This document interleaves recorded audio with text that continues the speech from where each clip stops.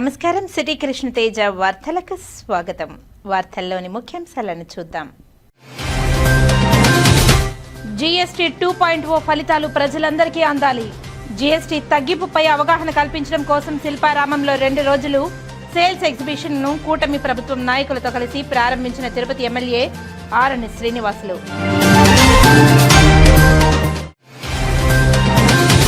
అతివేగంతో అసువులు బాసిన యువకులు.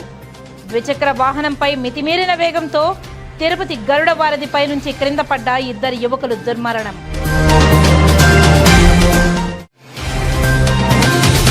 అక్రమ సంబంధం పెట్టుకుని భర్తను హత్య చేసిన కేసులో భార్య మరియు ఆమె ప్రియుడు అరెస్ట్. చిత్తూరు డీఎస్పీ సాయినాథ్ వెల్లడి. పెరుగుతున్న రద్దీ దృష్ట్యా తిరుచానూరు రైల్వే స్టేషన్ నుండి ప్రత్యేక రైళ్లు. 120 కోట్ల రూపాయలతో తిరుచానూరు రైల్వే స్టేషన్ అభివృద్ధి పనులు. ఇక వార్తల్లోని వివరాలను చూద్దాం. శ్రీకాళహస్తి ఆలయంలో సంకటహర చతుర్దశి హోమాది పూజా కార్యక్రమాలను ఆలయ వేద పండితులు మంత్రోచ్చరణ మధ్య శాస్త్రోక్తంగా నిర్వహించారు. పలువురు భక్తులు గణపతి హోమాన్ని తిలకించి మొక్కులు చెల్లించుకున్నారు. శ్రీకాళహస్తీశ్వర ఆలయంలో సంకటహర చతుర్దశిని పురస్కరించుకుని గణపతి హోమం నిర్వహించారు. భక్తుల కోసం గణపతి హోమం సేవగా సంకటహర చతుర్దశి నాడు నిర్వహించే సంకటహర చతుర్దశిని పురస్కరించుకుని ఆలయంలోని అంజి వినాయకుని వద్ద ఆలయ అర్చకులు వేద పండితుల ఆధ్వర్యంలో కలశ స్థాపన పూజలు జరిపి శాస్త్రోక్తంగా పూజలను నిర్వహించారు. గణపతి హోమాన్ని వేదోక్తంగా పూర్తి చేసిన అనంతరం పూర్ణాహృతి నిర్వహించారు. మూల విరాట్కు విశేష అభిషేకాలు నిర్వహించి విశిష్ట అలంకారాలు చేశారు. అనంతరం ధూపదీప నైవేద్యాలు నివేదించి పూర్ణాహృతులు సమర్పించారు. ఈ హోమాది కార్యక్రమంలో విశేష సంఖ్యలో భక్తులు గణపతి హోమం చేయించుకున్నారు. ఈ పూజా కార్యక్రమంలో దేవస్థానం ఈవో విద్యాసాగర్ రెడ్డి, ఆలయ సిబ్బంది పాల్గొన్నారు. తిరుపతి రైల్వే స్టేషన్లో పెరుగుతున్న రద్దీ దృష్ట్యా దగ్గరగా ఉన్న స్టేషన్లు క్లస్టర్ స్టేషన్గా మార్చే బృహ ప్రణాళికలో భాగంగా తిరుచానూరు రైల్వే స్టేషన్ను సుమారు 120 కోట్లతో అభివృద్ధి చేస్తున్నారు. అందులో భాగంగా దశలవారీగా తిరుచానూరు స్టేషన్ నుండి ట్రైన్లను నడుపుతున్నారు. మొదటి దశలో భాగంగా చెన్నైకి మరియు అరక్కోణం వెళ్లే 2 రోజువారీ ట్రైన్లను తిరుచానూరు స్టేషన్ నుండి నడపడం జరుగుతుంది. టీఓడి అంటే రద్దీని అనుసరించి కొన్ని ప్రత్యేక రైళ్లను తిరుచానూరు నుండి నడపాలని రైల్వే శాఖ నిర్ణయించింది. సుమారుగా 10 జతల రైళ్లను తిరుచానూరు వరకు మరియు తిరుచానూరు నుంచి నడపడం జరుగుతుంది. తిరుచానూరు రైల్వే స్టేషన్ తిరుపతికి 6 కిలోమీటర్ల దూరంలో, రేణిగుంటకు 3 కిలోమీటర్ల దూరంలో ఉంది. తిరుచానూరు నుండి మంగళం వైపుగా తిరుమలకు రోడ్డు మార్గం ఉంది. ఆ విధంగా కూడా తిరుచానూరు అన్ని విధాలుగా తిరుపతికి ప్రత్యామ్నాయంగా ఉండదగిన రైల్వే స్టేషన్. ఈ స్టేషన్ కు ఎదురుగా గ్యారేజీ, రిపేర్ షాప్ ఉండడం కూడా తదుపరి దశల్లో అభివృద్ధి చేయడానికి అవకాశం ఉంది. రాబోయే రోజుల్లో ఇక్కడ పీట్ లైన్లు, స్టెబిలింగ్ లైన్లను వేసి తద్వారా తిరుపతి స్టేషన్ ఉన్న సాంకేతికమైన పని ఒత్తిడిని తగ్గించాలని రైల్వే శాఖ యోచిస్తోంది. ప్రస్తుతం తిరుచానూరు అందరికీ అందుబాటులో రవాణా సౌకర్యం మెండుగా కలిగి భక్తుల రాకపోకలకు అంతరాయం ఏర్పడకుండా అనువుగా ఉంది. 3 ప్లాట్ఫామ్లతో తిరుచానూరు స్టేషన్ ఆధునీకరించబడింది. రాబోయే 30 సంవత్సరాలలో వచ్చే రద్దీని దృష్టిలో ఉంచుకొని Tirupati world class railway station తయారు చేస్తున్న విషయం విదితమే. దీంతో తిరుపతికి క్లస్టర్ స్టేషన్గా తిరుచానూరు ఉంటుంది. తిరుపతిలో మనకి రోజు రద్దీ పెరిగిపోతుంది. అక్కడ ఉండే ట్రైన్స్ అన్నిటినీ, కొన్ని ట్రైన్స్ని పక్కన ఉండే క్లస్టర్ స్టేషన్స్ని డెవలప్ చేయడం కోసం వాడుకుంటున్నారు. సో ఆ ప్రణాళికలో భాగంగా ముఖ్యంగా మనం తిరుచానూరు మీద కాన్సన్ట్రేషన్ ఎక్కువ చేసి తిరుచానూరుని డెవలప్ చేశారు. తిరుచానూరు రైల్వే స్టేషన్ని ఒక 120 కోట్లతో కట్టడం జరిగింది. కానీ కొన్నాళ్ళుగా కొన్ని సమస్యల వల్ల ఇప్పుడు దాకా స్టార్ట్ చేయలేదు. బట్ ఇప్పుడు నుంచి అన్ని ట్రైన్స్ రెగ్యులర్గా వస్తున్నాయి. మనకి రోజు 2 ట్రైన్లు ఉన్నాయి. ఒక ట్రైన్ ఏమో అరకోణం వెళ్తుంది, ఒక ట్రైన్ చెన్నై వరకు వెళ్తుంది. అవి 2 ప్యాసింజర్ ట్రైన్స్ రోజు వస్తున్నాయి. ఇవి కాకుండా ట్రైన్స్ ఆన్ డిమాండ్, అంటే డిమాండ్తో, అంటే మనకి ఎక్కువ మంది జనాలకి ఇది వెళ్ళడం కోసం, దానికోసం స్పెషల్ ట్రైన్స్ ఇప్పటి నుంచి రెగ్యులర్గా నడుస్తున్నాయి. ఇప్పుడు ప్రస్తుతం 5 జతల ట్రైన్లు, అంటే 5x2 10 pairs of trains, 5 pairs 10 trains ఇప్పటి నుంచి ఒక్కొక్క రోజు వచ్చేటట్టుగా ప్లాన్ చేస్తున్నారు. రాను ఈ తిరుచానూరు స్టేషన్ని బాగా అభివృద్ధి చేస్తారు. ఇప్పుడు ఇటుపక్క క్యారేజ్ రిపేర్ షాప్ ఉండడం వల్ల అటుపక్కకేమో పిట్ లైన్లు లేదా స్టేబిలింగ్ లైన్లని ప్లాన్ చేస్తున్నారు. ఇక్కడ మనకి మనకు తెలిసిన విషయమే, ఇటుపక్క కాలేజీ ఉంది, ప్లస్ వెంటనే యూనివర్సిటీ పిల్లలకి వాళ్ళకి కూడా ఉపయోగపడుతుంది. రోడ్ కన్వేయన్స్ అంతా ఉంది. కాబట్టి ఈ స్టేషను దశల వారీగా దీనిని అభివృద్ధి చేస్తారు. మొదటి దశలో ఇదే అనమాట. రెండవ దశలో దీన్ని ఇంకా అభివృద్ధి చేసి ఇంకా పైకి తీసుకుని వెళ్తారు. సో సో మనకి ఇంకొక విషయం ప్లస్ పాయింట్ ఏంటంటే ఇక్కడి నుంచి టౌన్లోకి తిరుపతిలోకి వెళ్ళాల్సిన అవసరం లేకుండా ఇక్కడ మంగళం నుంచే ఇట్లా మనం తిరుమలకి వెళ్ళే అవకాశం కూడా ఉంది. సో రాను ఎలా తీసుకున్నా కూడా తిరుచానూరుని పెద్ద పాయింట్ చేసి రాబోయే ఒక 20-30 సంవత్సరాలలో ఇంకా ఎటువంటి తిరుపతి మీద అంత రద్దీ పడకుండా దానికి అక్కడ ఉండే కంజెషన్ అంటారు, మన టెక్నికల్ లాంగ్వేజ్ తీసుకుంటే తిరుపతి మీద ట్రైన్స్కి ఉన్న కంజెషన్ని తగ్గించి తిరుచానూరు మీద కాన్సన్ట్రేట్ చేసి తిరుచానూరుని డెవలప్ చేయాలని అధికారులు భావిస్తున్నారు. అయితే ఇప్పుడు ఇంకా మొదలు అనుకోండి, ఇంక ఇక్కడి నుంచి స్టార్ట్ అయిపోతుంది. సో ఇక దీంట్లో మనకి అన్ని ఫెసిలిటీస్ ఉన్నాయి. ఇది అన్ని ఫెసిలిటీస్ ఉన్నాయి. ఇక్కడ 2 అండర్ పాసేజెస్ ఉన్నాయి. 2 అటు నుంచి అన్ని ప్లాట్ఫామ్లకి 3 ప్లాట్ఫామ్లు ఉన్నాయి. 3 ప్లాట్ఫామ్లని అన్నిటికీ కనెక్ట్ చేశారు, ఇటు తిరుపతికి ఇటు రేణిగుంటకి. సో ఇప్పుడు ప్రజెంట్ 1వ నెంబర్ ప్లాట్ఫామ్ మీద ప్రయాణికుల సౌకర్యార్థం అన్ని బండ్లని తీసుకుంటున్నారు. రాను 1, 2, 3 3 ప్లాట్ఫామ్స్ని ఇది చేసి రాను ట్రైన్స్ పాసేజీ జనాలకి ఉపయోగపడే విధంగా వాళ్ళకి కావాల్సిన అన్ని సదుపాయాలని సౌకర్యాలని ఇస్తారు. రాజేంద్ర, తిరుపతి ఇన్స్పెక్టర్ గారు అండర్లో పనిచేస్తూ ఉంటాను. ఇక్కడ భద్రతా విషయమై 24 అవర్స్ 3 షిఫ్ట్లుగా 3 డ్యూటీలో ఉంటారు. ట్రైన్స్ వచ్చినట్టునే అటెండ్ అవుతారు, ప్యాసింజర్స్ ఇంటరాక్ట్ అవుతూ ఉంటారు. వాళ్ళకి ఎట్లా తిరుమలకు ఎక్కువగా వచ్చే భక్తులకి తిరుమల వెళ్తూ ఉంటారు కాబట్టి వాళ్ళకి ఎట్లా వెళ్ళాలనేది వాళ్ళని గైడ్ చేస్తూ ఉంటారు. అట్లాగే లోకల్ పోలీసులతో జిఆర్పి వాళ్ళతో కాంటాక్ట్ అయ్యి కోఆర్డినేట్ అయ్యి హెల్ప్ డెస్క్ ఒకటి ఏర్పాటు చేయడానికి, అంటే భక్తుల రద్దీని బట్టి హెల్ప్ డెస్క్ ఒకటి ఏర్పాటు చేయడానికి ఆల్రెడీ ఇన్స్పెక్టర్ సార్ మాట్లాడున్నారు.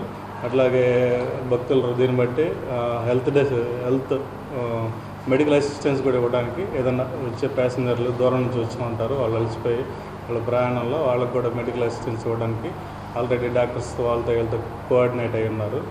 ఇంకా తగిన రాబోయే రద్దీని బట్టి ఒక అసెస్మెంట్ తీసుకొని తగిన చర్యలు తీసుకుంటారు. శ్రీకాళహస్తిలో డీఎస్పీ నరసింహమూర్తి ఆధ్వర్యంలో రాత్రి ఏరియా డామినేషన్ కార్యక్రమం జరిగింది.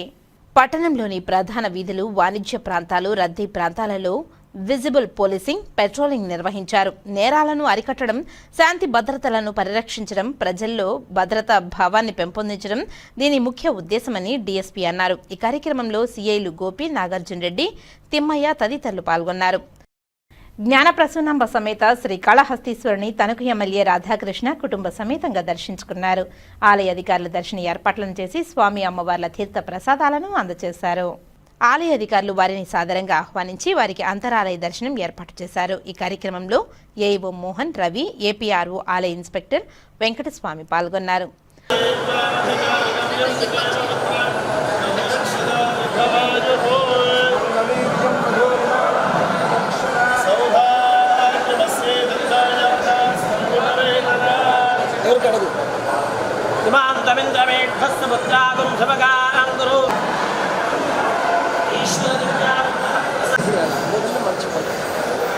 స్వామి ఉండండి.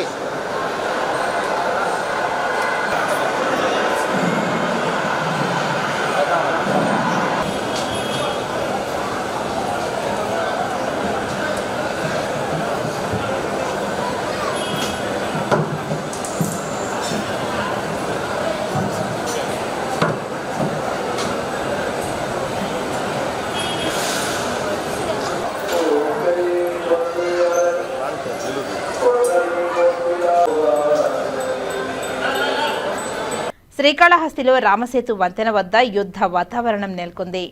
ఈ ప్రాంతంలో భవన నిర్మాణ కార్మికులు రోజువారీ కూలీ కోసం ఎదురు చూస్తూ ఉంటారు. ఈ నేపథ్యంలో గురువారం 2 వర్గాల మధ్య ఘర్షణ జరిగి పరస్పరం దాడులు చేసుకున్నారు.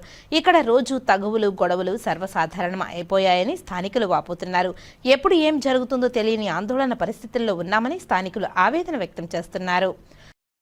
శ్రీకాళహస్తి ఎమ్మెల్యే బొజ్జల వెంకట సుధీర్ రెడ్డి మీడియా సమావేశంలో తప్పుడు వార్తా కథనాలపై ఆగ్రహం వ్యక్తం చేశారు. ఈ సమావేశంలో ఎమ్మెల్యే బొజ్జల సుధీర్ రెడ్డి మాట్లాడుతూ నిన్న శ్రీకాళహస్తిలోని తొట్టంబేడు కార్యాలయం వద్ద ఐసీడీఎస్ కార్యాలయం వద్ద జరిగిన 8వ రాష్ట్రీయ పోషణ్ మహాసభలో పాల్గొనడానికి వెళ్లిన తనను అటవీశాఖ అధికారి ఆహ్వానించడంతో అతని కార్యాలయం వద్దకు వెళ్లానని, అయితే ఓ ప్రముఖ పత్రికలో తాను అటవీశాఖ కార్యాలయంలో హల్చల్ చేసి ఓ గ్రామానికి చెందిన రైతులకు పట్టాలు ఇప్పించానని అంటూ అసత్య కథనాలు రావడంపై ఆగ్రహం వ్యక్తం చేశారు. పత్రికా సోదరులు నిజ నిజాలు తెలుసుకుని కథనాలు రాయాలని ఆయన పత్రికా విలేకరులను కోరారు. ఆ ప్రముఖ ప్రముఖ పత్రికలో వచ్చిన కథనం సరైనది కాదని, కావాలంటే తాను పట్టాలు ఇచ్చినట్టు ఆరోపిస్తున్న గ్రామానికి వెళ్లి అక్కడ నిజ నిజాలు తెలుసుకోమని ఆయన పత్రికా విలేకరులను కోరారు. తాను కూడా ఆ ప్రముఖ పత్రిక పాత్రికేయులతో కలిసి తనపై ఆరోపణ వచ్చిన గ్రామానికి వస్తానని, అక్కడ ఆ రైతులతో నిజ నిజాలు నిగ్గు తేల్చుకొని ఆ పత్రికా విలేకరుని కోరారు. ఈ రోజు వచ్చిన కథనంపై రేపు ఆ ప్రముఖ పత్రిక నందు సవరణ ఇవ్వాలని ఆ ప్రముఖ పత్రిక వారిని కోరారు. చదివండి, మేమేదో కూటమి ప్రభుత్వం, దాని తర్వాత చెంచయ్య గారు, మేము అందరం కలిసి ఏదో ఫారెస్ట్ డిపార్ట్మెంట్కి వెళ్ళామని, హల్చల్ చేశామని ఏదేదో రాశారు తప్పుడు వార్తలన్నీ. మేము దీన్ని ఖండిస్తున్నాం. ఎందుకంటే ఏ పేపర్ అయినా ఖండించాల్సిన అవసరం ఉంది. ఎందుకంటే నిన్న వాస్తవాలు తెలుసుకోకుండా ఏ పేపర్ రాసినా సరే ఖండించాల్సిన అవసరం ఉంది ఎవరైనా సరే. ఎందుకంటే ఈనాడులో ఈరోజు మార్నింగ్ చూసిన వెంటనే ఈయనేదో దొంగతనం చేసేట్టు రౌండ్ సర్కిల్ వేసి ఈరోజు రాస్తున్నాడు. ఎవరైతే హిమాచల్ కంట్రీలో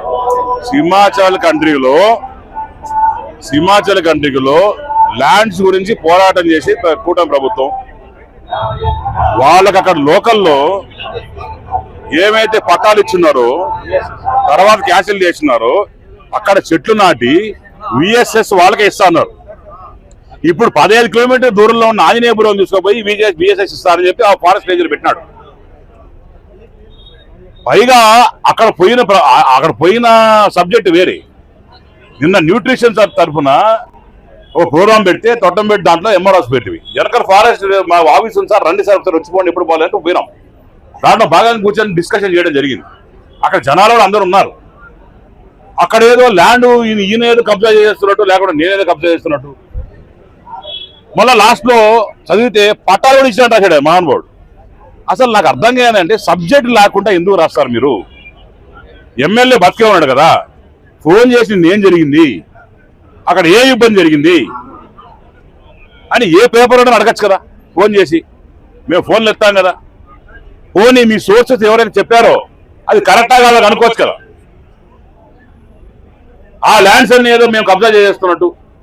అయ్యా మహానుభావ ఎవరు రాసిన పేరు అది? ఈనాడులో ఎవరు రాశారు అది? అతని పేరేది మాకు తెలియదు. నేను అతనికి రిక్వెస్ట్ చేసుకుంటున్నా, అయ్యా నువ్వు రాసేటప్పుడు కరెక్ట్ ఏదో రాంగ్ ఏదో రాయండి. మన పేపర్ అది, మన సొంత పేపరు, మనకు కావాల్సిన పేపరు. ఇక మనం కూడా కరెక్ట్ నిర్ధారించుకోకుండా రాసేట. నేను చాలా బాధపడుతున్న విషయం మీద.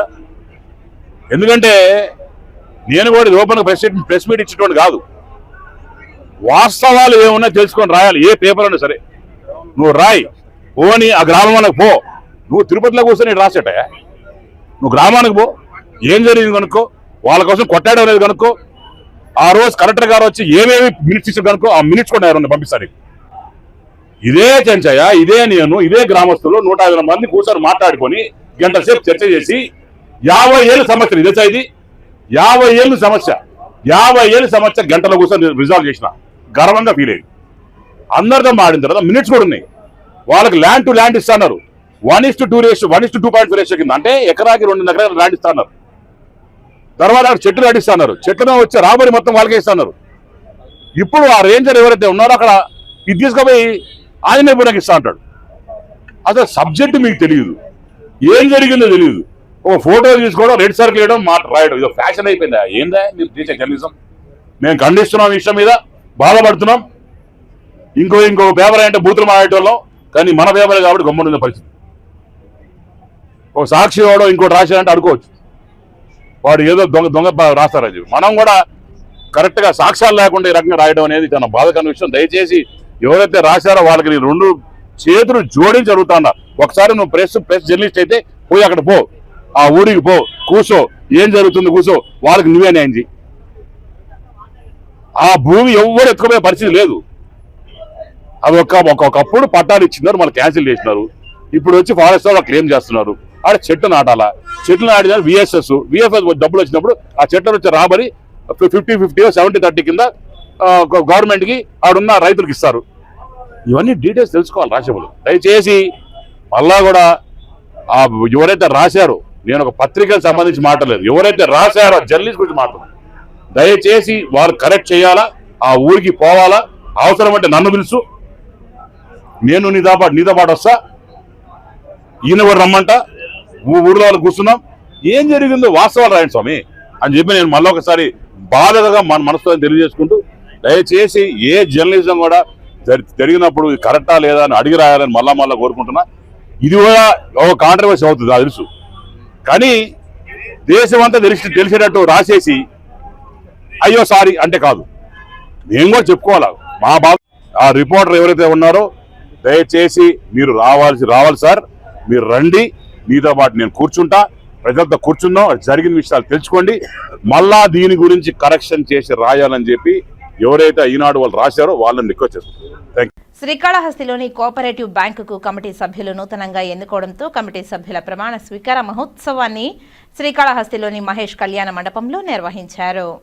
ప్రమాణ స్వీకార మహోత్సవానికి ముఖ్య అతిథులుగా శ్రీకాళహస్తి ఎమ్మెల్యే బొజ్జల సుధీరెడ్డి మరియు బీజేపీ రాష్ట్ర ఉపాధ్యక్షులు కోలా ఆనంద్ పాల్గొని చైర్మన్ మరియు డైరెక్టర్లు, సభ్యులకు అధికారులచే ప్రమాణ స్వీకార కార్యక్రమాన్ని నిర్వహించారు. అనంతరం ఎమ్మెల్యే బీజేపీ రాష్ట్ర ఉపాధ్యక్షులు కోలా ఆనంద్ మాట్లాడుతూ నూతనంగా ఎన్నుకోబడ్డ కోఆపరేటివ్ బ్యాంక్ చైర్మన్ మరియు డైరెక్టర్లు, కమిటీ సభ్యులకు ఆయన ప్రత్యేక అభినందనలు తెలియజేశారు. ఈ బ్యాంక్ నందు నూతనంగా ఎన్నుకోబడ్డ చైర్మన్ మరియు డైరెక్టర్లు, కమిటీ సభ్యులు ఇది పదవిలా కాకుండా బాధ్యతలా వ్యవహరించాలని కోరారు. శ్రీకాళహస్తి పట్టణ ప్రజలకు అత్యంత ముఖ్యమైన బ్యాంకుగా ప్రసిద్ధిగాంచిన శ్రీకాళహస్తి కోఆపరేటివ్ బ్యాంక్ ఎదుగుదలకు కమిటీ సభ్యులు కృషి చేయాలని కోరారు. ఈ బ్యాంకు నందు వచ్చే ఖాతాదారులకు మెరుగైన సౌకర్యాలతో పాటు ఖాతాదారులకు మర్యాదతో కూడిన సేవలు అందించాలని ఈ సందర్భంగా కమిటీ సభ్యులకు తెలియజేశారు. యువతను, రైతులను ఆదుకునే విధంగా ఈ బ్యాంకు పనిచేయాలని తెలిపారు. ఈ కార్యక్రమంలో పట్టణ అధ్యక్షుడు విజయ్ కుమార్ నాయుడు, కంఠా రమేష్, చెంచయ్య నాయుడు, నెమళ్ల బుజ్జి తదితరులు పాల్గొన్నారు. మంచి యాక్టివ్ ఉన్న పర్సన్స్ అందరూ కూడా, ప్రతి ఒక్కరు కూడా మీరందరూ కూడా మంచి బాధ్యతతో మరి చైర్మన్ కి, వైస్ చైర్మన్ కి సహకరించి, బ్యాంక్ స్టాఫ్ సహకరించి శ్రీకాళహస్తి ఇంకా కూడా మనము సభ్యులను పెంచుకోవాల్సిన అవసరం ఉంది. ఇంకా కూడా లోన్లు కూడా పేదలకు లోన్లు ఇచ్చి ఖచ్చితంగా, అంటే లోన్ ఇచ్చడం కాదు, మళ్ళీ లోన్ ఎలా రికవరీ చేయగలుగుతారు, అతను లోన్ తీసుకున్న వ్యక్తి లోన్ కట్టగలుగుతాడా అనేటటువంటి ఆలోచించి, అంటే మేము చెప్తాం మా దగ్గరకు వచ్చి లోన్ ఇచ్చేయండి అంటాం, ఎమ్మెల్యే గారు చెప్తారు ఎమ్మెల్యే లోన్ ఇచ్చేయమంటారు, ఇంకెవరైనా చెప్తారు. అట్లా కాదు, మీరు కూడా పరిశీలన చేసి రేపు మా దగ్గరకు వస్తే రాజకీయ నాయకులుగా మాకు చెప్పాల్సిన అవసరం ఉంటుంది. మరి తీసుకొని లోన్లు ఇబ్బందికరమైన పరిస్థితి వస్తే ఖచ్చితంగా బ్యాంక్ అనేటటువంటిది ఇబ్బంది వస్తుంది. కాబట్టి మనకు చెడిపోవద్దు. దయచేసి మీరందరూ కూడా కమిట్మెంట్ తో ఖచ్చితంగా మొహమాటాలకి, ముదిగరాలకి పోకుండా బ్యాంక్ అభివృద్ధి చేసుకుంటే మళ్ళీ కూడా రానున్న రోజుల్లో మీకు మళ్ళీ కూడా అవకాశం ఇచ్చేటట్టు అవకాశం ఉంది. కాబట్టి మీరందరూ కూడా ఆలోచించి బ్యాంకుని మంచి వైభవం దిశగా తీసుకొని పోతారని చెప్పి నేను కోరుకుంటూ మరొకసారి కాదర భాషా గారికి, వేదిక మీద ఉన్నటువంటి ఈ యొక్క కమిటీ సభ్యులకి అందరికి కూడా పేరు పేరున నేను అభినందనలు, కృతజ్ఞతలు తెలియజేస్తున్నాను. ధన్యవాదాలు. దీంట్లో ఎంతో మంది పేదలకు సాయం చేయొచ్చు, ఎంతో మంది జీవితాలు మార్చొచ్చు. ఒక లోన్ నిజంగానే చాలా మంది యువకులు ఉన్నారు. ఈ రోజు వాళ్ళలో కూడా సెలెక్ట్ చేసుకొని వాళ్ళలో కూడా ఆ టాలెంట్ గుర్తించి వాళ్ళకు కూడా లోన్స్ ఇచ్చే అవకాశం ఉంది. పైగా మీ మైనారిటీస్ లో ముఖ్యంగా నేను చూసిన దాంట్లో చాలా మంది ఒక టాలెంట్, ఒక ఏముంది యంగ్స్టర్స్ కి, కానీ ఒక ఏమంటారు దాన్ని, ఒక ప్రోత్సాహం కావచ్చు, ఒక చేయూత కావచ్చు, వాళ్ళకి ఇచ్చి డబ్బులు ఇచ్చి ఆదుకునే ప్రభుత్వం ఈ రోజు వరకు లేదు. కానీ ఈ రోజు మన కూటమి ప్రభుత్వం వచ్చింది. ఈ రోజు మాటిస్తా ఉన్నారు, మైనారిటీస్ లో ఎవరైతే ఉన్నారో తప్పకుండా యంగ్స్టర్స్ కావచ్చు, ఎవరికైతే ఆ ఆశ ఉందో, ఆ విజన్ ఉందో వాళ్ళందరూ కూడా ముందుకు రావాలా. ఈ టౌన్ బ్యాంక్ ఉంది, టౌన్ బ్యాంక్ ద్వారా వాళ్ళకి కావాల్సిన నిధులు ఇప్పిస్తాం, వాళ్ళకి కావాల్సిన సాయం చేస్తాం. తప్పకుండా నేను ఈ రోజు మాటిస్తాను, వచ్చే ఎలక్షన్స్ లోపల ఈ 25 కోట్ల నిధి అయితే ఉందో దాన్ని 100 కోట్లు చేసి చూపించాలని చెప్పి మీ అందరికీ కూడా నేను రిక్వెస్ట్ చేస్తున్నాను. అంతేకాకుండా మీకు ఎంతో మంది ఎన్నో రకంగా మాట్లాడతారు, ఎన్నో విమర్శలు చేస్తారు. ఇక్కడ కూటమిలో ఉన్నప్పుడు కొంతమంది పదవులు వస్తాయి, కొంతమంది పదవులు రావు. అయినా కూడా మనం సర్దుకొని పోవాలా. ఈ రోజు మనం ప్రభుత్వంలో ఉన్నామంటే ఒక చంద్రబాబు నాయుడు దయా, ఒక మోడీ గారి దయా, ఒక పవన్ కళ్యాణ్ గారి దయా, అందరు కలిస్తేనే ఈ రోజు కూటమి ప్రభుత్వం వచ్చింది. ఈ రోజు ఇంత అత్యంత సీట్లకు గెలిచామంటే అందరు కలిస్తేనే చేశామని చెప్పి ఈ రోజు నేను చెప్పుకుంటా ఉన్నాను. సో దయచేసి అటు మా కార్యకర్తలకి, బీజేపీ స్నేహితులకి, అట్నే జనసేన మిత్రులు కూడా ఒకటే కోరుకుంటున్నాం, దయచేసి ఏది ఏమైనా సరే ఈ వైసీపీ దొంగలు ఎక్కబెట్టే మాటలు మాట్లాడతారు. నేను ఈరోజు చెప్తా ఉన్నాను, ఎక్కడ ఎవరు నా గురించి తప్పు చెప్పినా వచ్చి నన్ను అడగండి, నీ గురించి తప్పు చెప్పినా వచ్చి అడుగుతా. ఏదైనా సరే ముఖాముఖంతో క్లారిటీ తీసుకుంటే ఏ రోజు కూడా మన అన్నదమ్ముల బంధాన్ని ఎవ్వరు కూడా పెంచలేరు. మనందరం కూడా చూడాల్సింది ఏ రకంగా చంద్రబాబు నాయుడు గారు కావచ్చు, పవన్ కళ్యాణ్ గారు కావచ్చు, మోడీ గారు కావచ్చు, ఏ రకంగా ఉమ్మడిగా పనిచేస్తున్నారు. వాళ్ళంతా కూడా ఈ చెప్పుడు మాటలు ఇదే రకాలు కాదు. వాళ్ళ విజన్ అంతా ఒకటే, development development and development. Finance reach చేస్తాను. మొన్న కూడా గర్వంగా ఒక మాట చెప్పాలి. అసెంబ్లీలో మొన్న విషయంలో మాట్లాడి ఇంకోటి రాస్తా ఉంటారు ఈ వైసీపీ నాయకులు, దానికి ఒక క్లారిటీ ఇస్తా ఉన్నా. కాబట్టి నాకు గర్వంగా ఉంది ఈరోజు. కాబట్టి వీరందరం కలిసి కోరేది ఒకటే, మైనారిటీల ఐకమత్యం వర్తిల్లాలా. మైనారిటీలు అందరూ కూడా ఎప్పుడు ఎల్లకాలం అల్లా దేవల్ల, బాబా దేవల్ల, ఈశ్వరుడి దేవల్ల చల్లగా ఉండాలా. మన కాళాశ్రీలో చూసింది ఏంటంటే నిజంగానే టచ్ కాళాశ్రీ చూసింది అంటే హిందువులు కావచ్చు, క్రిస్టియన్లు కావచ్చు, మన ముస్లింలు కావచ్చు, అన్నదమ్ముల్లాగా చక్కగా కలిసిన్నారు. ఎల్లకాలం మనందరం కూడా ఇదే రకంగా బతుకున్నంత కాలం అన్నదమ్ముల్లాగా బతకాలని చెప్పి తెలియజేసుకుంటూ, శ్రీకాళహస్తిలోని ఈటీసీ కేంద్రంలో రాయలసీమలోని 8 జిల్లాల్లోని ఆర్డబ్ల్యూఎస్ ఇంజనీర్లు, డెప్యూటీ ఎంపీడీఓలకు గ్రామస్థాయి నీటి వనరుల సంరక్షణపై శిక్షణా తరగతులు నిర్వహిస్తున్నారు.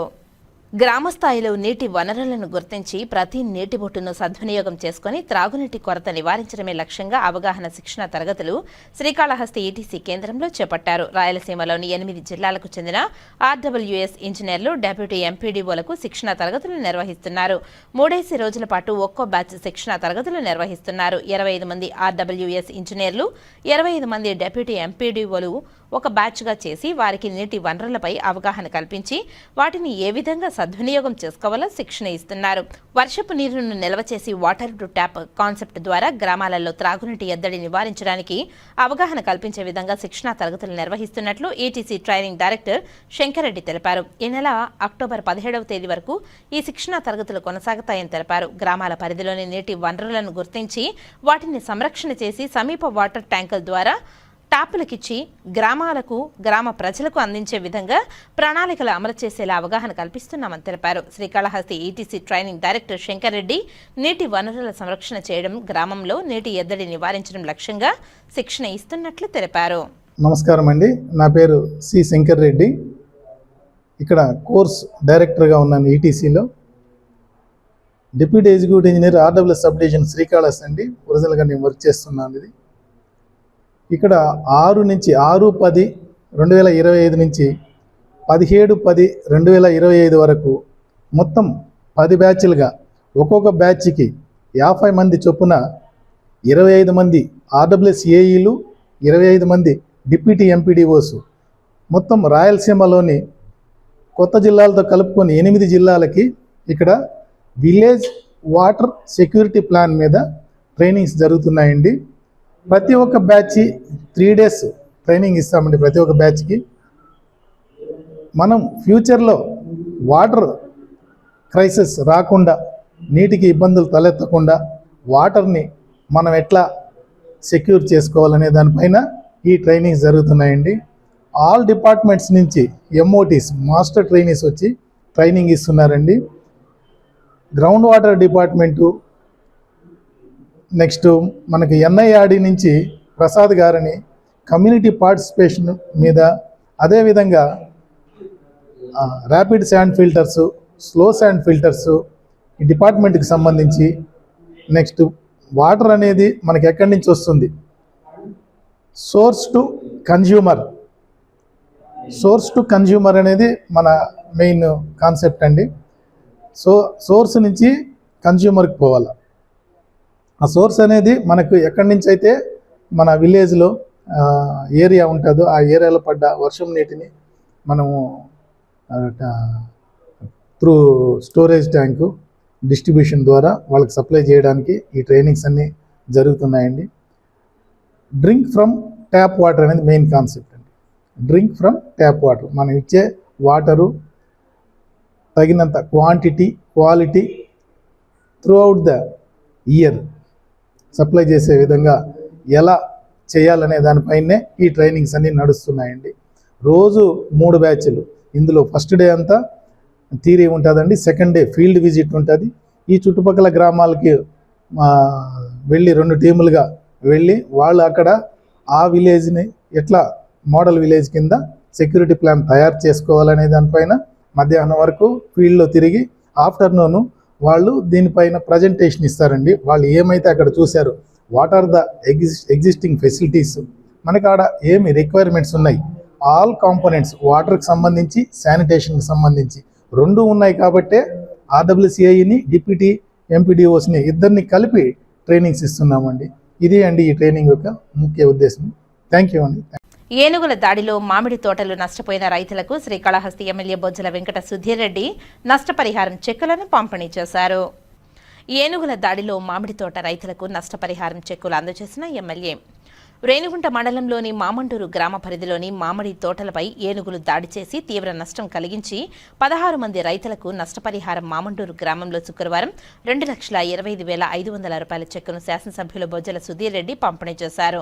ఈ కార్యక్రమంలో తదేపా మండల అధ్యక్షుడు మునిచంద్రారెడ్డి తదితరులు పాల్గొన్నారు. అత్యంత మెజారిటీతో గెలిపించారు. అట్లనే మన గ్రామంలో కూడా దగ్గర 150 పైచిలకు ఓట్లు మనకి ప్రెస్ రావడం అనేది తెలిసిన విషయమే. 190 ఓట్లు బాగా బ్రహ్మాండంగా అందరూ కూడా చేశారు. నా దృష్టికి ఈ ఏనుగుల గోల వచ్చిన తర్వాత ఇమీడియట్ గా ఆ రోజు నాకు గుర్తుండి రాత్రి 7:30-8 గంటలకి మన ఉన్న గ్రామస్తులు ఫోన్ చేశారు. అట్నే ఫోటోలు కూడా పెట్టారు. చాలా బాధాకర విషయం. చేతికి వచ్చిన పంటకి ఆ ఏనుగులు వచ్చింది ధ్వంసం చేయడం అన్ని కూడా ప్రతి ఏప్రిల్ మే నెలల్లో జరిగిన ఏప్రిల్ మేలో ఉన్నప్పుడు ఆ పోత ఎప్పుడైతే వస్తుందో ఆ టైంలో ఏనుగులు రావడం, తినడం, ధ్వంసం చేయడం రైతు కళల్లో మరి ఆ బాధ చూస్తే నిజంగా బాధ వేసింది. ఆ పేరు గుర్తులేదు కానీ ఆ రోజు మన ఊరి నుంచి వెంటనే ఇమ్మీడియట్ గా సుదర్శన్ రెడ్డి గారికి ఫోన్ చేశారు. ఫోన్ చేసిన వెంటనే ఆయన రెస్పాండ్ అయ్యి, సార్ ఇది ఎప్పుడు ఉండే విషయమే జరుగుతుంది, మరి ఎప్పుడు ఉండే విషయానికి సొల్యూషన్ కావాలిగా, దాన్ని ఎట్లా చేయాలని చెప్పి ఇమీడియట్ గా పవన్ కళ్యాణ్ గారికి లెటర్ రాయడం జరిగింది. పవన్ కళ్యాణ్ గారికి మాట్లాడాను. వివేక్ గారు అని చెప్పి ఆ రోజు వివేక్ కదా డిఎఫ్ఓ గారు ఉన్నారు, వారితో మాట్లాడాను. కలెక్టర్ గారితో మాట్లాడాను. అట్టనే మాట్లాడి లోకేష్ అన్న కూడా మెసేజ్ పెట్టాను. అలా ఈ రకంగా రైతులు ఇబ్బంది పడ్డారు మా గ్రామంలో అని చెప్పిన వెంటనే లోకేష్ గారు ఇమీడియట్ గా అది కన్సర్న్ డిపార్ట్మెంట్స్ కి ఫార్వర్డ్ చేయడం, మాట్లాడడం. మేము ఇట్లా జరిగిన 5 సంవత్సరాల్లో ఒక 10 సార్లు 15 సార్లు జరిగింది. ఈ కరకంపాడు పంచాయతీలు కావచ్చు, ఇక్కడ కావచ్చు, జరిగిన చాలా జరిగినాయి. కానీ ఎప్పుడు కూడా ఒక నాయకుడు అనేది చొరవ తీసుకోవాలి. వాళ్ళకి ఇబ్బందులు జరిగినప్పుడు ఉండాలి, నిలబడాలి. అందుకోసమే ఒక ఎమ్మెల్యే ఉన్నప్పుడు మీరు ఇంత నమ్మకం పెట్టి గెలిపించినప్పుడు రైతన్నకి అన్యాయం జరిగినప్పుడు కాదు, ఇది మనం ఉండాలని చెప్పి ఇమీడియట్ గా అందరూ డిపార్ట్మెంట్స్ వాళ్ళతో మాట్లాడుకొని ఈరోజు మరి కుటుంబ ప్రభుత్వం ఏ రకంగా పనిచేస్తుంది, చంద్రబాబు నాయుడు గారికి ఎంత చిత్తశుద్ధి ఉందో, ఏ రకంగా పేదవాడు ఒక రైతు పట్ల ఒక రైతు పక్షపాతి ఏ రకంగా ఉన్నారు అని చెప్పి తెలియజేసుకోవడానికి ఇది నిదర్శనం. మరి ఈరోజు గ్రామంలో 16 మందికి 2,25,500 రూపాయలు ఈ రోజు నష్టపరిహారం ఇవ్వడం జరిగింది.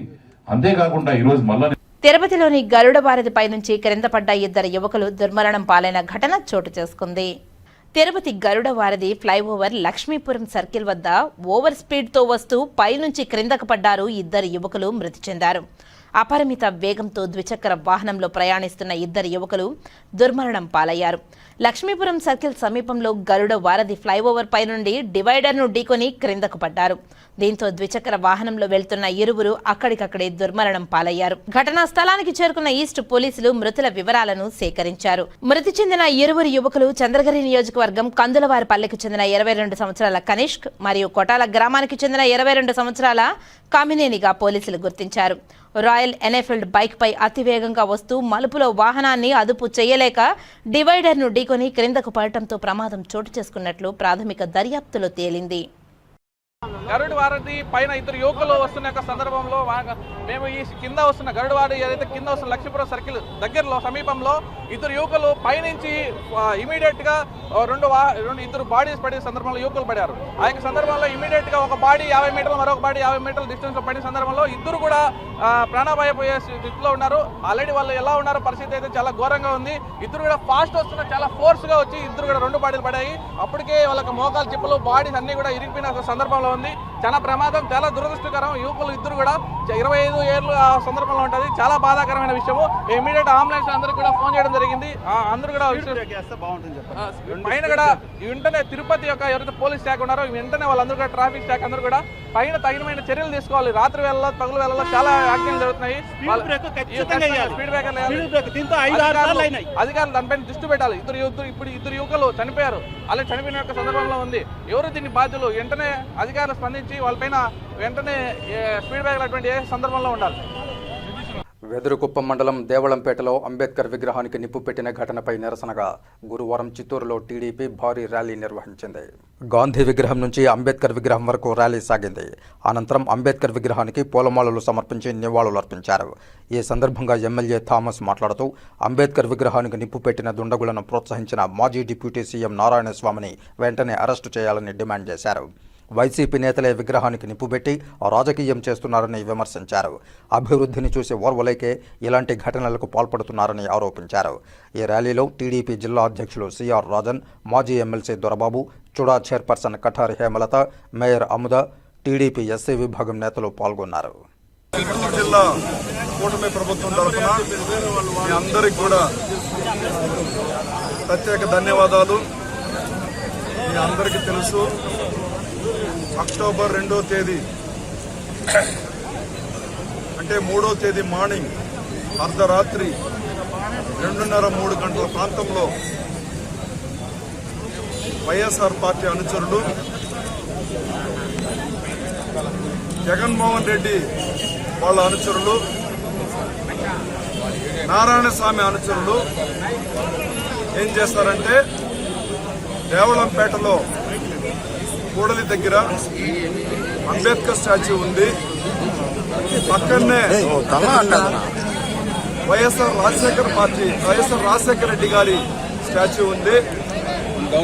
దాని పక్కనే ఒక చిన్న టెంకాయ గీతో వేసిన ఒక చిన్న షాప్ ఉంది. అంటే ఈ ఉమ్మడి ప్రభుత్వం, కూటమి ప్రభుత్వం వచ్చిన 1.5 సంవత్సరంలో బ్రహ్మాండంగా అన్ని పనులు జరుపుతున్నారు. అందరు ఎమ్మెల్యేలు అభివృద్ధి పైన ఫోకస్ చేస్తున్నారు. అన్నీ కూడా అభివృద్ధి పనులు శరవేగంతో జరుగుతున్నాయి. ఇది ఒక డబుల్ ఇంజిన్ సర్కార్. ఒక పక్క సంక్షేమ పథకాలు, ఇంకొక పక్క అభివృద్ధి కార్యక్రమాలు రెండు కూడా ఈక్వల్ గా శరవేగంతో పోతుంది. కాబట్టి వీళ్ళు చేయెత్తి చూపించడానికి ఏది కూడా దొరకలేదు. కాబట్టి అంబేద్కర్ గారిని వాడుకోవాలని చెప్పేసి, దాని ద్వారా లబ్ధి పొందాలని చెప్పేసి కొంతమంది కుట్రలు కుతంత్రాలు పన్ని అక్కడుండే సర్పంచ్ని ఎగగొట్టి పక్కనుండే షాపుకి నిప్పు పెట్టించి అది కాలుతా ఉంటే దీన్ని రాష్ట్రం మొత్తం కూడా దళితులని దెబ్బతీయాలని, అంబేద్కర్ వాదుల్ని దెబ్బతినాలని, అంబేద్కర్ రాసిన రాజ్యాంగాన్ని కించపరచాలని, అంబేద్కర్కు చెడ్డ పేరు తీసుకొని రావాలని, కులాల మధ్య మతాల మధ్య చిచ్చు పెట్టాలని చెప్పేసి నారాయణస్వామి చేసిన కుట్రలో ఒక భాగంగా గోవిందస్వామి అనే గోవిందుడిని సర్పంచ్ని ఎగ్గొట్టి ఆడ కాలుతా ఉండే నిప్పుని ఎత్తుకుపోయి అంబేద్కర్ స్టాచ్యూ పక్కన పెట్టి అక్కడే ఉండి కాల్చేంత వరకు ఆడే ఉండి కాల్చిన వైఎస్ఆర్ పార్టీ గోవిందుడు అనేవాడు వాడిని అరెస్ట్ చేయాలని చెప్పేసి మేమందరూ కూడా డిమాండ్ చేయడం జరిగింది. ఆ రోజే 5:30-6 గంటల ప్రాంతంలో ఎస్పీ గారు అక్కడికి దేవళంపేట అంబేద్కర్ స్టాచ్యూ వచ్చారు, కలెక్టర్ గారు వచ్చారు, స్థానిక ఎమ్మెల్యే అయిన నేను వచ్చాను, అదేవిధంగా అందరూ కూడా వచ్చారు. నారాయణస్వామి పక్కన నిప్పు పెట్టించి అంబేద్కర్ వాదుడిని, దళితుడిని నేను ఎక్కడ కూడా అక్రమం చేయలేదు, 3,500 కోట్ల లిక్కర్ స్కామ్ కూడా నాకు ఏమీ తెలియదు, నేను హరిశ్చంద్రుడిని పక్కింటి వాడిని చెప్పుకునే నారాయణస్వామి ఆడికి వచ్చి ఒక డ్రామా ఆడి అన్నీ చేపించి, సూత్రధారి అన్నీ కూడా ఇతనే అన్నీ చేపించి తూతూ మంత్రంలాగా వచ్చి అంబేద్కర్ స్టాచ్యూ దగ్గర కూర్చొని ఒక డ్రామా వేసిపోయాడు. అంటే కథ, వసనం, స్క్రీన్ ప్లే, దర్శకత్వం అన్నీ ఇతనే చేసి ఏమీ తెలియనట్టుగా వాడికి వచ్చి ఒక డ్రామా ఆడి కూటమి ప్రభుత్వం పైన నెట్టేయాలని చెప్పి ఇవన్నీ కూడా ట్రై చేసి ఆడుండే సతీష్ నాయుడు అనే అబ్బాయి పైన పోయాలని చెప్పేసి కుట్ర పన్ని పక్కా ప్లాన్ చేసి అంబేద్కర్ స్టాచ్యూని కాల్చడం జరిగింది. స్వయం సమృద్ధి భారతదేశంగా తీర్చిదిద్దడానికి ప్రతి ఒక్కరూ కృషి చేయాలని బీజేపీ రాష్ట్ర ఉపాధ్యక్షులు గుడిసె దేవానంద్ పిలుపునిచ్చారు. గురువారం చిత్తూరు జిల్లా బీజేపీ కార్యాలయంలో నిర్వహించిన ఆత్మనిర్భర్ భారత్ శిక్షణా కార్యక్రమంలో ఆయన ముఖ్య అతిథిగా పాల్గొన్నారు. విదేశీ వస్తువులను కొనరాదన్నారు. స్వదేశీ వస్తువులను కొనుగోలు చేయడం ద్వారా స్వయం సమృద్ధి భారత్గా ఎదగడానికి అవకాశం ఉంటుందన్నారు. భారత్ను అన్ని విధాలుగా అభివృద్ధి చేయడానికి ప్రధాని నరేంద్ర మోదీ అన్ని విధాలుగా కృషి చేస్తున్నారని తెలిపారు. పేదలు అభివృద్ధి చెందాలంటే ప్రభుత్వ పథకాలు అందరికీ అందాలన్నారు. అలాగే కేంద్ర ప్రభుత్వం అమలు చేస్తున్న సంక్షేమ పథకాలు అందరికీ అందేలా చూడాల్సిన బాధ్యత ప్రతి భారతీయ జనతా పార్టీ కార్యకర్తపై ఉందన్నారు. ఈ కార్యక్రమంలో జిల్లా ప్రధాన కార్యదర్శి అట్లూరు శ్రీనివాసులు, జి విజయ్ కుమార్, మాదాసు లోకేష్, ఆత్మనిర్భర్ భారత్ జిల్లా కన్వీనర్లు Manivarma, Mallikarani, Tulasinath, Damodar, SI corporation director Babu, జిల్లా ఉపాధ్యక్షులు రవికుమార్ తదితరులు పాల్గొన్నారు. ఈ నలుగురు పోయి అక్కడ అటెండ్ అయి రావడం జరిగింది. మనం గత సెప్టెంబర్ 17 నుంచి అక్టోబర్ 2 దాకా గౌరవ ప్రధానమంత్రి వర్యులు శ్రీ నరేంద్ర మోడీ గారి జన్మదినోత్సవం సందర్భంగా దేశవ్యాప్తంగా సేవా పక్షోత్సవాలు నిర్వహించుకున్నాం. మన జిల్లాలో కూడా రక్తదాన శిబిరాలు అయితేనేమి, స్వచ్ఛ భారత్ కార్యక్రమాలు అయితేనేమి, అలాగే మెడికల్ క్యాంపులు అయితేనేమి, చెట్లు నాటే కార్యక్రమం కావచ్చు, అన్నదాన కార్యక్రమాలు కావచ్చు, జిల్లాలో కూడా కార్యకర్తలు విరివిగా ఆ కార్యక్రమాలు నిర్వహించడం జరిగింది. జిల్లాలో పెద్ద ఎత్తున కార్యక్రమాలు నిర్వహించిన మండల అధ్యక్షులకు, మండల కమిటీ సభ్యులకు, ఆ పై స్థాయి నాయకులకు అందరికీ జిల్లా పార్టీ తరఫున మొదటగా మీకు అందరికీ అభినందనలు, శుభాకాంక్షలు, ధన్యవాదాలు. కార్యక్రమాన్ని కూడా వాజ్పేయి గారి జయంతి అయితే డిసెంబర్ 25వ తారీఖుందో అప్పటి వరకు మనం నిర్వహించాల్సిన అవసరం ఉంది. 3 నెలల తర్వాత ఈ కార్యక్రమాన్ని మనకు జాతీయ పార్టీ నిర్దేశించింది. అందులో భాగంగా ఆ కార్యక్రమానికి సంబంధించి ఏవేవి మన కార్యక్రమాలు చేయాల్సి ఉంటుందని ఈరోజు పెద్దలు మీకు వివరిస్తారు. ముఖ్యంగా ఈరోజు కొన్ని విషయాల్లో మేము ముందు నేను తీసుకొస్తున్నాను. మనం ఎక్కడ వెళ్తానో ముందు ఆత్మనిర్భర్ భారత్ అంటేనే అయ్యా మీరు ఐఫోన్లో వాడుతూ ఉంటారు, సోనీ ల్యాప్టాప్ వాడుతూ ఉంటారు, సామ్సంగ్ ఫోన్లో వాడుతూ ఉంటారు అంటారు. మీరు మాత్రం స్వదేశీ వాడాలంటున్నారు. ఖచ్చితంగా నిజమే. మనం ఈరోజు వచ్చే విదేశీ వస్తువులు కొనవద్దు, మన స్వదేశీ వస్తువులకు ప్రోత్సహిస్తున్నాము కానీ విదేశీ వస్తువులు కొనవద్దని మనం ఎక్కడైనా చెప్పకూడదు, ఎవరి దగ్గర. కానీ మనం ప్రతి ఒక్కరి దగ్గర, ప్రతి ప్రజల దగ్గర, ప్రతి గ్రామంలోనూ మన స్వదేశీలో, మన ఊర్లో మనం ఉత్పత్తి చేసే ప్రతి వస్తువులను మనం కొనుక్కుంటేనే రోజుకు ఈరోజు 1 కొంటే రేపు 3 అవుతుంది, రేపు ఎల్లుండి 6 అవుతుంది. అందువల్ల అప్పుడు మనకు విదేశీ వస్తువులపై మనకు చాలా వరకు అవగాహన తగ్గుతూ వస్తూ స్వదేశీ వస్తువులపై ఎక్కువ అవగాహన వస్తూ ఉంటుంది. అందువల్ల ఇప్పటికీ మన భారతదేశంలో తయారయ్యే ప్రతి వస్తువును మన స్వదేశీగానే చూడాలని మన రాష్ట్ర పార్టీ, జాతీయ పార్టీతో మనకు కార్యశాలలో దిశానిర్దేశం చేశారు. రైతులు, అదేవిధంగా బడుగు బలహీన వర్గాలు, ఎస్సీ ఎస్టీలు అనేక మందితో ఈ యొక్క స్వదేశీ నినాదంతో మనము వివిధ కళాశాలల్లో కానీ, వివిధ స్కూళ్ళలో కానీ, అనేక ప్రాంతాలలో కానీ వివిధ స్థానిక ఎమ్మెల్యేలు, ఎమ్మెల్సీలు, ఎంపీలు, ప్రజాప్రతినిధులు, వార్డు కౌన్సిలర్లు, సంబంధించిన కార్పొరేషన్ డైరెక్టర్లు, వివిధ బాధ్యత గల వ్యక్తులందరినీ కలుపుకొని ఇదేదో రాజకీయ అంశంగా పరిగణించకుండా ఇది ఆర్థిక అభివృద్ధితో పాటు మన జీవన విధానంలో ఒక భాగంగా ఈరోజు ఏదైతే ఈ స్వదేశీ అనేది ఇదేదో రాజకీయ నినాదంగా చూడకుండా ఈ యొక్క ఆర్థికంగా ఎదుగుదల కోసం ఈ భారతదేశంలో ఉన్న గత 100 సంవత్సరాల యొక్క చరిత్రని ఎప్పటికప్పుడు తెలియజేస్తూ స్థానిక కులాల విధంగా, మతాల ఆధారంగా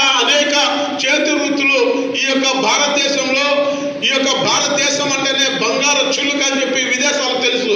ఎందుకంటే ఇక్కడ సంపదలు కానీ, లేదంటే ఇక్కడ ఉన్న వనరులు కానీ, ఇక్కడ వచ్చే సహజంగా వనరుల ద్వారా వచ్చే ఏదైతే ఇవి ఉంటాయో దాని ద్వారా ప్రపంచవ్యాప్తంగా అనేక మార్గాలు ఈరోజు కనుగొన్న విషయాలు మనకు తెలుసు.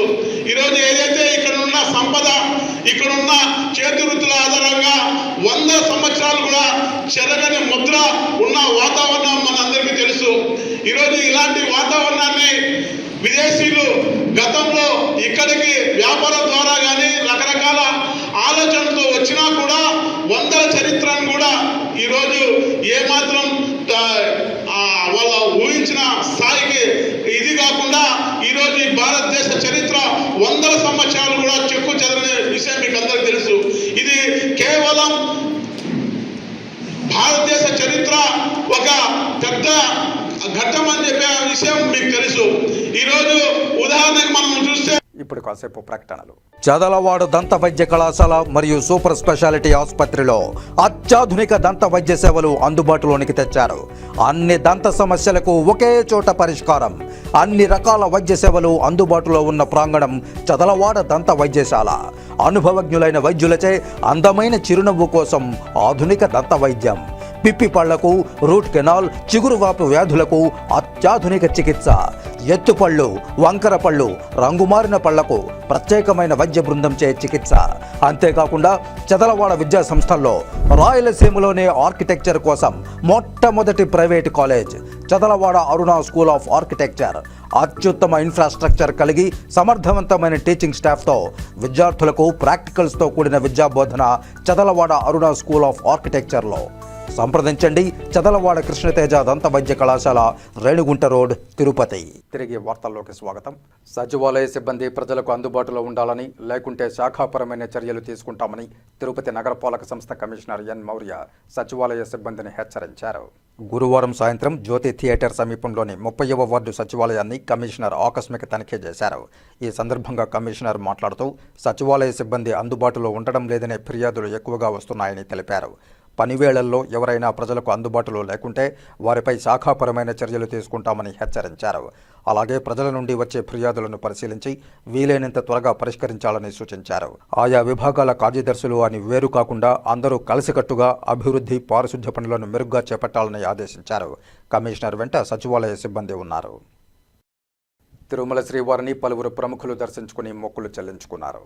శుక్రవారం ఉదయం వీఐపీ విరామ సమయంలో డ్రమ్స్ శివమణి, కర్ణాటక మినిస్టర్ మునియప్పలు వేర్వేరుగా కుటుంబ సభ్యులతో కలిసి శ్రీవారి సేవలో పాల్గొని మొక్కులు చెల్లించుకున్నారు.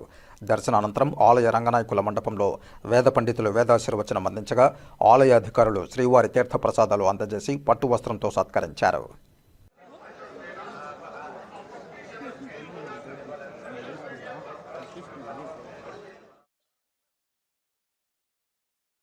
ಬಿಜಾಪುರ ನಮ್ಮೂರು ಕೊಲ್ಲೂರು ನಮ್ಮೂರು ಮೂಗಾಂಬಿಗ ಗೊತ್ತಾ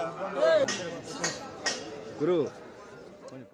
దీపావళి పండుగ సందర్భంగా తనిష్క్ జ్యువెలరీలో వినియోగదారులకు బంపర్ ఆఫర్లను ప్రకటించారు.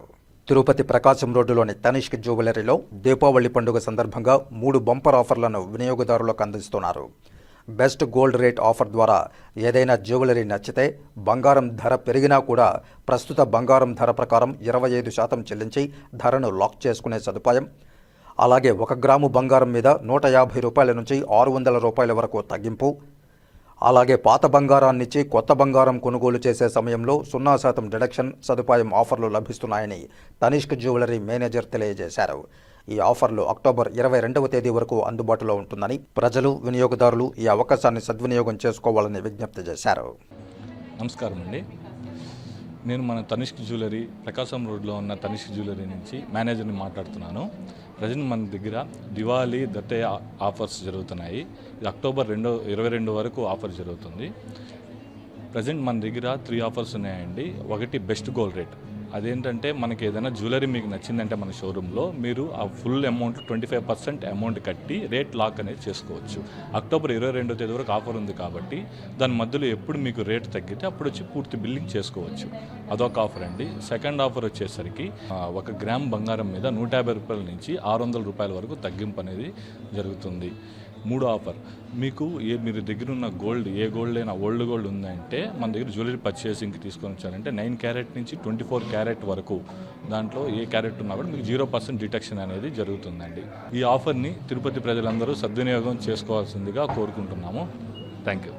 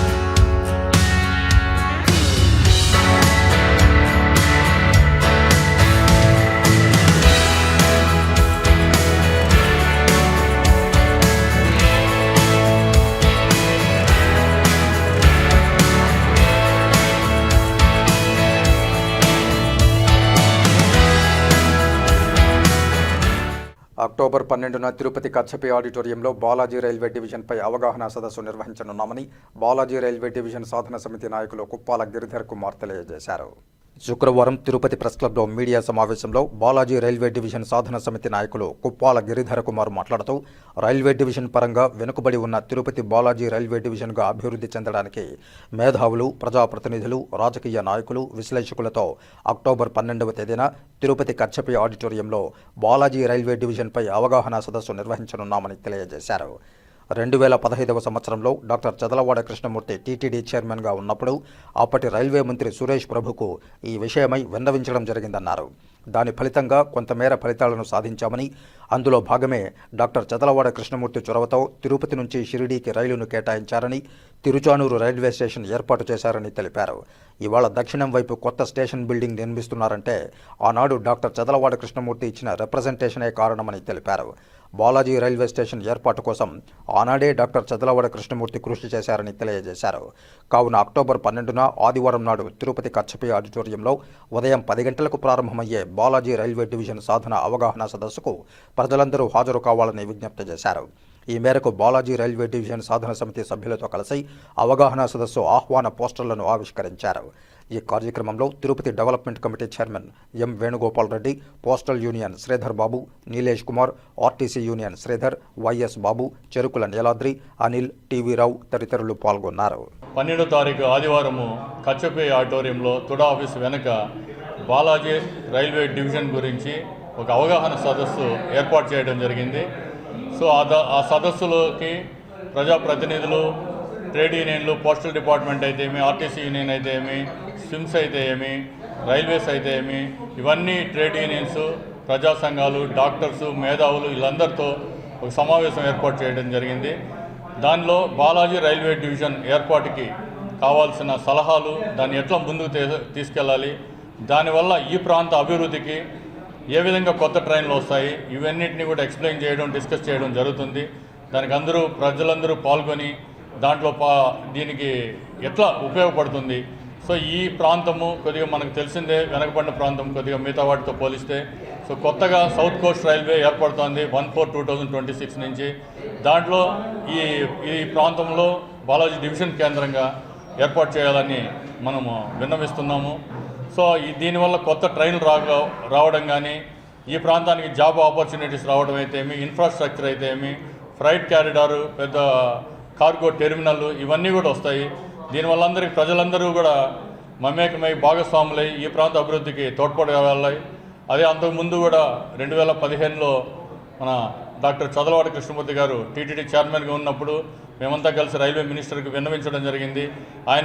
ఆయనకి బాలాజీ డివిజన్ కూడా అప్పట్లోనే విజ్ఞప్తి చేశాము. దీంతోపాటు కొత్త స్టేషను, ఆ విధంగా ఇంటర్నేషనల్ స్టేషన్ డెవలప్మెంట్, ఈరోజు కూడా రిప్రజెంటేషన్స్ నా దగ్గర ఉన్నాయి. సో అప్పట్లో చాలా డిమాండ్లు పెడితే దాంట్లో కొన్నిటిని సురేష్ ప్రభు గారు చదలవాడ కృష్ణమూర్తి గారి విజ్ఞప్తి మేరకు పరిష్కరించడం జరిగింది. Tirupati to Shirdi train December 25, 2015 Chadalavada Krishnamurthy గారు, సురేష్ ప్రభు గారు కలిసి ప్రారంభించడం జరిగింది. తిరుచానూరు స్టేషన్ అదే నెక్స్ట్ మార్చిలో 2016లో ఏర్పాటు చేయడం జరిగింది. ఈరోజు సౌత్ సైడ్ కొత్త స్టేషన్ బిల్డింగ్ కడుతున్నారంటే ఆ రోజు చదలవాడ కృష్ణమూర్తి గారు ఇచ్చిన రిప్రజెంటేషన్ మేరకు అక్కడ టీటీడీ ల్యాండ్ 2 ఎకరాల 74 సెంట్లు ఉంటే టీటీడీ వాళ్ళు ఇవ్వము, ఇది మాకు భవిష్యత్తులో కావాల్సి వస్తుందంటే కూడా అట్లా కాదని బోర్డు మీటింగ్లో పెట్టి చంద్రబాబు నాయుడు గారు సీఎం గారితో మాట్లాడి టీటీడీ నుంచి కూడా ల్యాండ్ తీసుకోవడం జరిగింది. కాబట్టి ఈరోజు అంత అద్భుతంగా ఆ పక్క రైల్వే స్టేషన్ కూడా కొత్త టెర్మినల్ కడుతున్నారు. సో ఇది కూడా బాలాజీ డివిజన్ కూడా అప్పుడే చదలవాడ గారు కూడా విజ్ఞప్తి చేయడం జరిగింది. కానీ అది ప్రాసెస్ డిలే అవుతూ ఇప్పుడేమో సౌత్ కోస్ట్ రైల్వే ఫామ్ చేస్తారు, కానీ మనకు అదనపు డివిజన్ గురించి ఎటువంటి హామీ లేదు. ఈ ప్రాంత అభివృద్ధికి బాలాజీ రైల్వే డివిజన్ ఏర్పాటు చాలా ఇంపార్టెంటు. దానికి అందరూ ప్రజలు ఎల్లుండి జరిగే సదస్సుకి హాజరై వాళ్ళ అమూల్యమైన సలహాలు ఇవ్వాలని కోరుకుంటున్నాం. ఈ అవగాహన సదస్సు కచ్చపి ఆడిటోరియం తుడా ఆఫీస్ వెనక 12వ తారీఖు ఎల్లుండి ఆదివారము 10 గంటలకి జరుగుతుంది. అందరూ పాల్గొని వారి అమూల్యమైన సలహాలు, మేధావర్గాలు, డాక్టర్సు, ఇంజనీర్స్ అందరూ పాల్గొంటున్నారు. మీరందరూ కలిసి ఈ ప్రాంత అభివృద్ధికి తలా ఒక చేయేసి విశాఖ ఉక్కు ఆంధ్రుల హక్కు అని ఏ విధంగా వాళ్ళు పోరాడినారో మనందరి విజన్ బాలాజీ డివిజన్ అని ఇక్కడ మనం పోరాడి దాన్ని సాధించుకుంటామని ఈ అందరి సహకారంతో అది డెఫినెట్ బాలాజీ వెంకటేశ్వర స్వామి ఆశీస్సులతో మన అందరి కళ సాకారం అవుతుందని కోరుకుంటున్నాం. సుప్రీంకోర్టు ప్రధాన న్యాయమూర్తిపై దాడిని కేంద్ర మాజీ మంత్రి డాక్టర్ చింతామోహన్ ఖండించారు. సుప్రీంకోర్టు ప్రధాన న్యాయమూర్తిపై చెప్పులతో దాడి మరియు ఎస్సీ డీజీపీపై హర్యానా ప్రభుత్వం వేధింపులను ఖండిస్తూ కాంగ్రెస్ పార్టీ సీనియర్ నాయకులు కేంద్ర మాజీ మంత్రి డాక్టర్ చింతామోహన్ ఆధ్వర్యంలో నిరసన కార్యక్రమాన్ని నిర్వహించారు. శుక్రవారం సాయంత్రం తిరుపతి ఆర్టీసీ బస్టాండ్ అంబేద్కర్ విగ్రహం వద్ద నిరసన కార్యక్రమం చేపట్టి అనంతరం కేంద్ర మాజీ మంత్రి కాంగ్రెస్ పార్టీ సీనియర్ నాయకులు చింతామోహన్ మీడియాతో మాట్లాడారు. అందరికీ నమస్కారం. ఈరోజు తిరుపతి నడిబొడ్డులో అంబేద్కర్ సాక్షిగా ఈరోజు నిరసన జరుగుతూ ఉంది కాంగ్రెస్ పార్టీ ఆధ్వర్యంలో. దేశంలో దళితులు 20% ఉన్నారు. కాశ్మీర్ నుంచి కన్యాకుమారి దాకా ప్రతి ఊర్లో ఉన్నారు. మరి వీళ్ళపైన విపరీతమైన దాడులు జరుగుతూ ఉన్నాయి. విపరీతమైనటువంటి దాడులు జరుగుతున్నాయి. మరి గత వారంలో చాలా అమానుషమైనటువంటి చర్యలు జరిగాయి. ముఖ్యంగా దేశంలో సుప్రీంకోర్టు ప్రధాన న్యాయమూర్తి ఒక దళితుడు అయ్యాడు. ఆ ప్రధాన న్యాయమూర్తి పైన చెప్పు తీసి విసిరేశాడు మొఖాన ఒక ఆయన. ఇంతకంటే పాపం ఏముంది? ఇంతకంటే దుర్మార్గం ఏముంది? ఇంతకంటే అన్యాయం ఏముంది? ఈరోజు చీఫ్ జస్టిస్ ఆఫ్ ఇండియా పైన చెప్పు విసిరేశారు. రేపు జిల్లా కలెక్టర్ పైన చెప్పు విసిరేస్తారు. రేపు గవర్నర్ పైన చెప్పు విసిరేస్తారు. దీనికంతటికీ బాధ్యులు ఎవరు? మరి ప్రభుత్వ అధినేత, మరి 11 సంవత్సరాల ప్రధానమంత్రి నరేంద్ర మోడీ గారు రేపు 16వ తేదీన కర్నూలుకు వస్తున్నారు. జవాబు చెప్పాల్సిన అవసరం ప్రధానమంత్రి పైన ఉందని నేను తెలియజేస్తున్నాను. మరి అంతేకాదు, నిన్ననే 52 ఏళ్ల ఒక యువకుడు ఆంధ్రుడు హర్యానాలో డీజీపీగా పనిచేస్తున్నాడు. ఆయన్ని పూర్తిగా అవమానించారు. ఎవరు అవమానించారు? భారతీయ జనతా పార్టీ ప్రభుత్వం ఆయన్ని, ఒక దళితుడిని అవమానించింది. ఒక రోజు కాదు, 10 రోజులు కాదు, సంవత్సరాల తరబడి వాళ్ళు అవమానించడం వల్ల ఆయన రివాల్వర్తో కాల్చుకొని చచ్చాడు నిన్న. దీనికి కారణం భారతీయ జనతా పార్టీ, నరేంద్ర మోడీ గారి వైఖరి ప్రభుత్వం వల్ల. మరి ఇంకొకటి, మొన్ననే దేవళంపేటలో అంబేద్కర్ విగ్రహాన్ని పట్టపగలు నిట్ట నిలువన కాల్చేశారు. 15 సంవత్సరాల మరి ముఖ్యమంత్రి గారు నారా చంద్రబాబు నాయుడు గారి జిల్లాలో అంబేద్కర్ విగ్రహాన్ని అందరి ముందు, కళ్ళ ముందు కాల్చేశారు. దీనికంతటికి కారణం ఈ మధ్య కూటమి ప్రభుత్వంలో దళితుల పైన అత్యాచారాలు ఎక్కువగా జరుగుతున్నాయి. దళితులకు అవమానాలు జరుగుతున్నాయి. దళితులు ఈరోజు రోడ్లపైకి వచ్చి కూర్చుంటున్నారు. ఎప్పుడు ఈ 75 సంవత్సరాల స్వతంత్ర భారతదేశంలో దళితులు ఏమటువంటి సమస్యలు అంతా ఇంత కాదు. మేము ఖండిస్తున్నాం కాంగ్రెస్ పార్టీ తరఫున. కాంగ్రెస్ పార్టీ అధికారంలో ఉన్నప్పుడు చీఫ్ జస్టిస్ ఆఫ్ ఇండియా ఒక దళితుడు ఉన్నాడు. ఆయన పైన మేము కనీసం కూడా వాళ్ళని లేదు. ఈరోజు భారతీయ జనతా పార్టీ ప్రభుత్వంలో ఒక దళితుడు దేశానికి మరి ప్రధాన న్యాయమూర్తి అయితే ఆయన పైన చెప్పు విసిరేయించారు. ఈ రోజు వరకు భారతీయ జనతా పార్టీ దాని గురించి మాట్లాడకపోవడం గమనార్హం. మాకు అనుమానం ఉంది, భారతీయ జనతా పార్టీ ఆయన పైన చెప్పు విసిరేయించింది అని అనుమానం ఉంది. మేము ఖండిస్తున్నాం మరి భారతీయ జనతా పార్టీ వైఖరిని. ఇది తప్పు, ఇలా జరగడం అమానుషం, దుర్మార్గం, పాపం అని తెలియజేస్తూ, మరి చనిపోయినటువంటి వాడు ఆంధ్రుడు, ఒక ఐపీఎస్ ఆఫీసరు, ఒక డీజీపీ దళితుడు. అతను రివాల్వర్తో కాల్చుకొని 9 పేజీల సూయిసైడ్ ఆత్మహత్యలో 9 పేజీలు రాశాడు. 9 పేజీల్లో భారతీయ జనతా పార్టీ ప్రభుత్వం అధికారుల గురించే రాయడం గమనార్హం. మరి ఇక్కడ చంద్రబాబు నాయుడు జిల్లాలో మరి అంబేద్కర్ విగ్రహాన్ని కాల్చడం, అక్కడ పాదిరికుప్పం అక్కడ ఉన్నటువంటి ఒంగోలులో జరిగినటువంటి అక్కడ ఘటన, మరి ఈ విధంగా ప్రతి దగ్గర ఈ విధంగా జరుగుతున్నాయి. మేము కాంగ్రెస్ పార్టీ తరఫున ఖండిస్తున్నాం. ఇటువంటి చర్యలు చేపడితే భారతదేశానికే ప్రమాదం అని తెలియజేస్తూ ఏదైనా ప్రశ్నలు ఉంటే అడగమని మేము చేతులెత్తి ప్రార్థిస్తున్నాం. అర్హులైన పేదలందరికీ ఇళ్ల స్థలాలు ఇవ్వాలని తిరుపతి ఆర్డీఓ కార్యాలయం వద్ద సిపిఎం ఆధ్వర్యంలో ధర్నా నిర్వహించారు. ధర్నా వద్దకు వచ్చిన ఆర్డీఓ 6 నెలల్లోపు ఇంటి స్థలాలు కేటాయిస్తామని హామీ ఇచ్చారు. చంద్రగిరి నియోజకవర్గం తిరుపతి అర్బన్ మండలం పరిధిలో ఉన్న ఉమ్మడి శెట్టిపల్లి పంచాయతీలోని ప్రజలకు గతంలో 2740 మందికి రాష్ట్ర ప్రభుత్వం అర్హులుగా గుర్తించి ఈ రాష్ట్రంలో 2740 మందికి ఎక్కడా ఇంటి స్థలాలు లేవని ప్రభుత్వమే సర్వే చేసి పట్టాలు మంజూరు చేశారు. పట్టాలు ఇచ్చిన తర్వాత ఒక్కరికి కూడా స్థలాలు చూపలేదు. కూటమి ప్రభుత్వం అధికారంలోకి వచ్చిన తర్వాత పేదలందరికీ గ్రామీణ ప్రాంతాలలో 3 సెంట్ల ఇళ్ల స్థలం, అలాగే పట్టణ ప్రాంతంలో 2 సెంట్ల ఇళ్ల స్థలం కేటాయిస్తామని ప్రకటించారు. ప్రకటించి 18 నెలలు పూర్తి అయిపోతున్నా ఇప్పటికీ ఇళ్ల స్థలాలు కేటాయించని పరిస్థితి లేదు.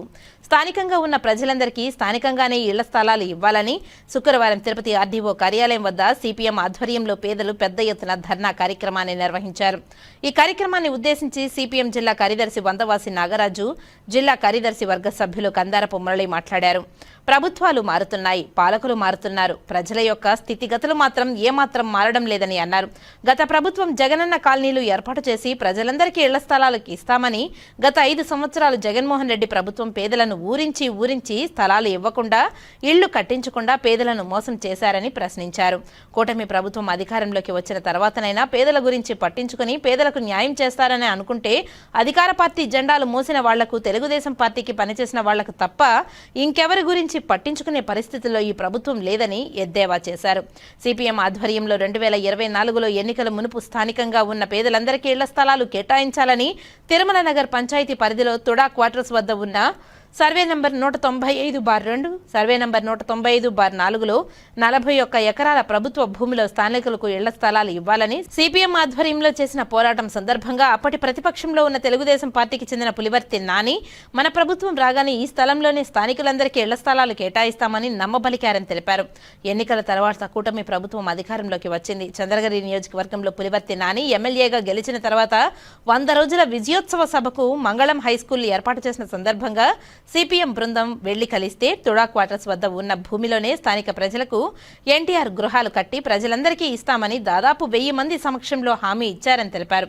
ఆయన హామీ ఇచ్చి 15 నెలలు పూర్తవుతున్నా స్థానికంగా ఉన్న పేదలకు ఏ ఒక్కరికి సెంటు జాగా కూడా ఇవ్వలేదని, స్థానికంగా నిజమైన అర్హుడికి పేదవాడికి ఒక్క ప్లాట్ కూడా కేటాయించలేదని తెలిపారు. మంగళం ప్రాంతంలో అనేక ప్రభుత్వ భూములు అన్యాక్రాంతం అవుతున్నాయని, కబ్జాదారులు ఇష్టానుసారంగా ప్రభుత్వ భూములను కబ్జా చేస్తుంటే రెవెన్యూ అధికారులు చోద్యం చూస్తున్నారే తప్ప పట్టించుకునే పరిస్థితిలో లేరని మండిపడ్డారు. అర్హులైన పేదలందరికీ ఇళ్ల స్థలాలు ఇచ్చేంత వరకు ఈ పోరాటం ఆగదని, సిపిఎం పేదలకు అండగా ఉంటుందని తెలియజేశారు. ఈ ధర్నా కార్యక్రమం వద్దకు ఆర్డీఓ విచ్చేసి 5వ తుడా క్వార్టర్స్ దగ్గర ఇచ్చిన హామీ మేరకు అర్జీలు ఇచ్చిన వాళ్ళందరికీ పరిశీలన చేసి 6 నెలల్లోపు వీలైనంత త్వరలో ఇంటి స్థలాలు ఇవ్వడానికి కృషి చేస్తామని పేదలందరి సమక్షంలో హామీ ఇచ్చారు. ఆర్డీఓ హామీతో ఈ ధర్నా కార్యక్రమాన్ని విరమించారు. ఈ కార్యక్రమంలో సిపిఎం నగర కార్యదర్శి వేణుగోపాల్ తదితరులు పాల్గొన్నారు. గత ప్రభుత్వం ఉమ్మడి శెట్టిపల్లి పంచాయతీలో ఉన్నటువంటి నిరుపేదలందరికీ 2740 మందికి జగనన్న ఇంటి స్థలాలకు సంబంధించిన పట్టాలు మంజూరు చేయడం జరిగింది. ఈ 2740 మంది ఈ రాష్ట్రంలో ఎక్కడ కూడా వీళ్ళకు సొంత ఇంటి స్థలం లేదని చెప్పి ప్రభుత్వమే వీళ్ళు అర్హులని చెప్పి తేల్చి పట్టాలు ఇవ్వడం జరిగింది.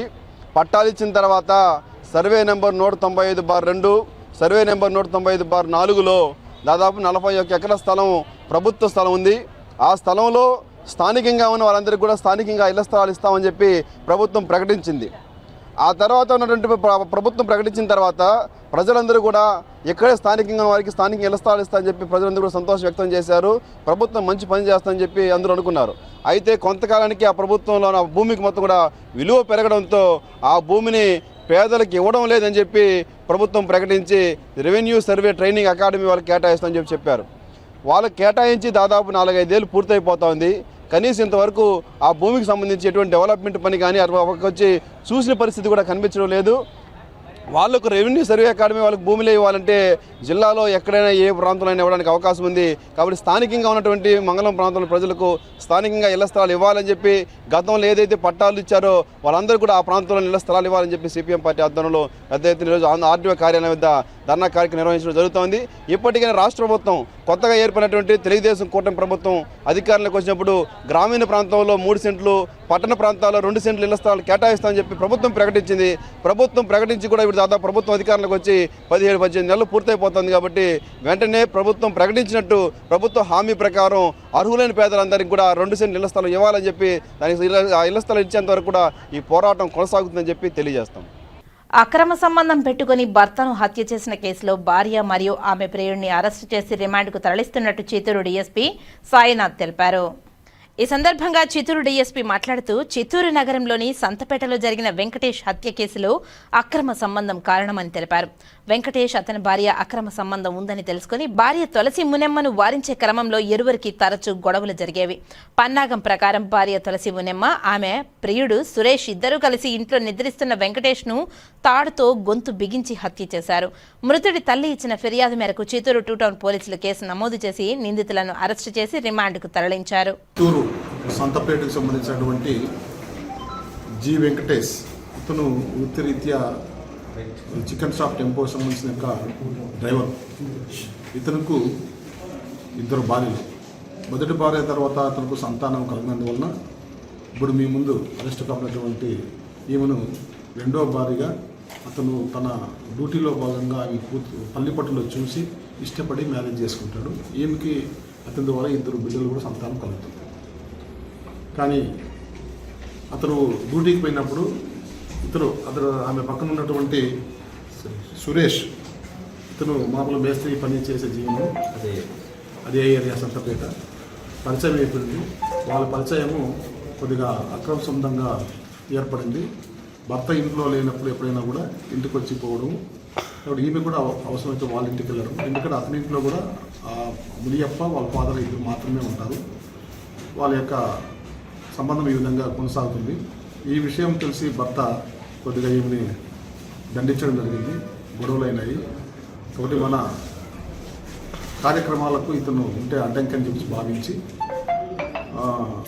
6వ తారీఖు అతను డ్యూటీ నుంచి వచ్చి బాగా తాగిన మైపులో ఉన్నప్పుడు ఇరువురు కలిసి తాడు ఈ ముందు తాళ్ళు వేసి చీరి ఒక సున్ని కూడా చుట్టి బాగా ఇద్దరు గొంతు బిగించి చంపేశారు. ఇనిషియల్గా మనకు అది ఇంట్లో జరిగినది కాబట్టి వాళ్ళ మదరు, నా కొడుకు మరణంపై నాకు అనుమానం ఉందని చెప్పేసి ఆయన మనకు రిపోర్ట్ ఇవ్వడం జరిగింది. 194 BNSS కింద మనం ఫస్ట్ కట్టినాము. తర్వాత PM ఎగ్జామినేషన్లో ఇది పక్కాగా ఉరి బిగించడం వల్ల కలిగినటువంటి మరణం అని డాక్టర్ గారు చెప్పినందువల్ల అప్పుడు మాకు కూడా కొద్దిగా సమాచారం అనుమానం ఉంది. మాకున్నటువంటి సాక్ష్యాధారాలతో వీళ్ళిద్దరినీ గట్టిగా విచారించిన తర్వాత వాళ్ళు నేను ఏ విధంగా అతను చంపలేదు ఆ విషయాలన్నీ కూడా కులంకుశంగా మా ముందు తర్వాత పెద్ద మనుషులతో ఒప్పుకోవడం జరిగింది. ఈరోజు వాళ్ళని అరెస్ట్ చేసి కోర్టుకు రిమాండ్కి తరలించారు.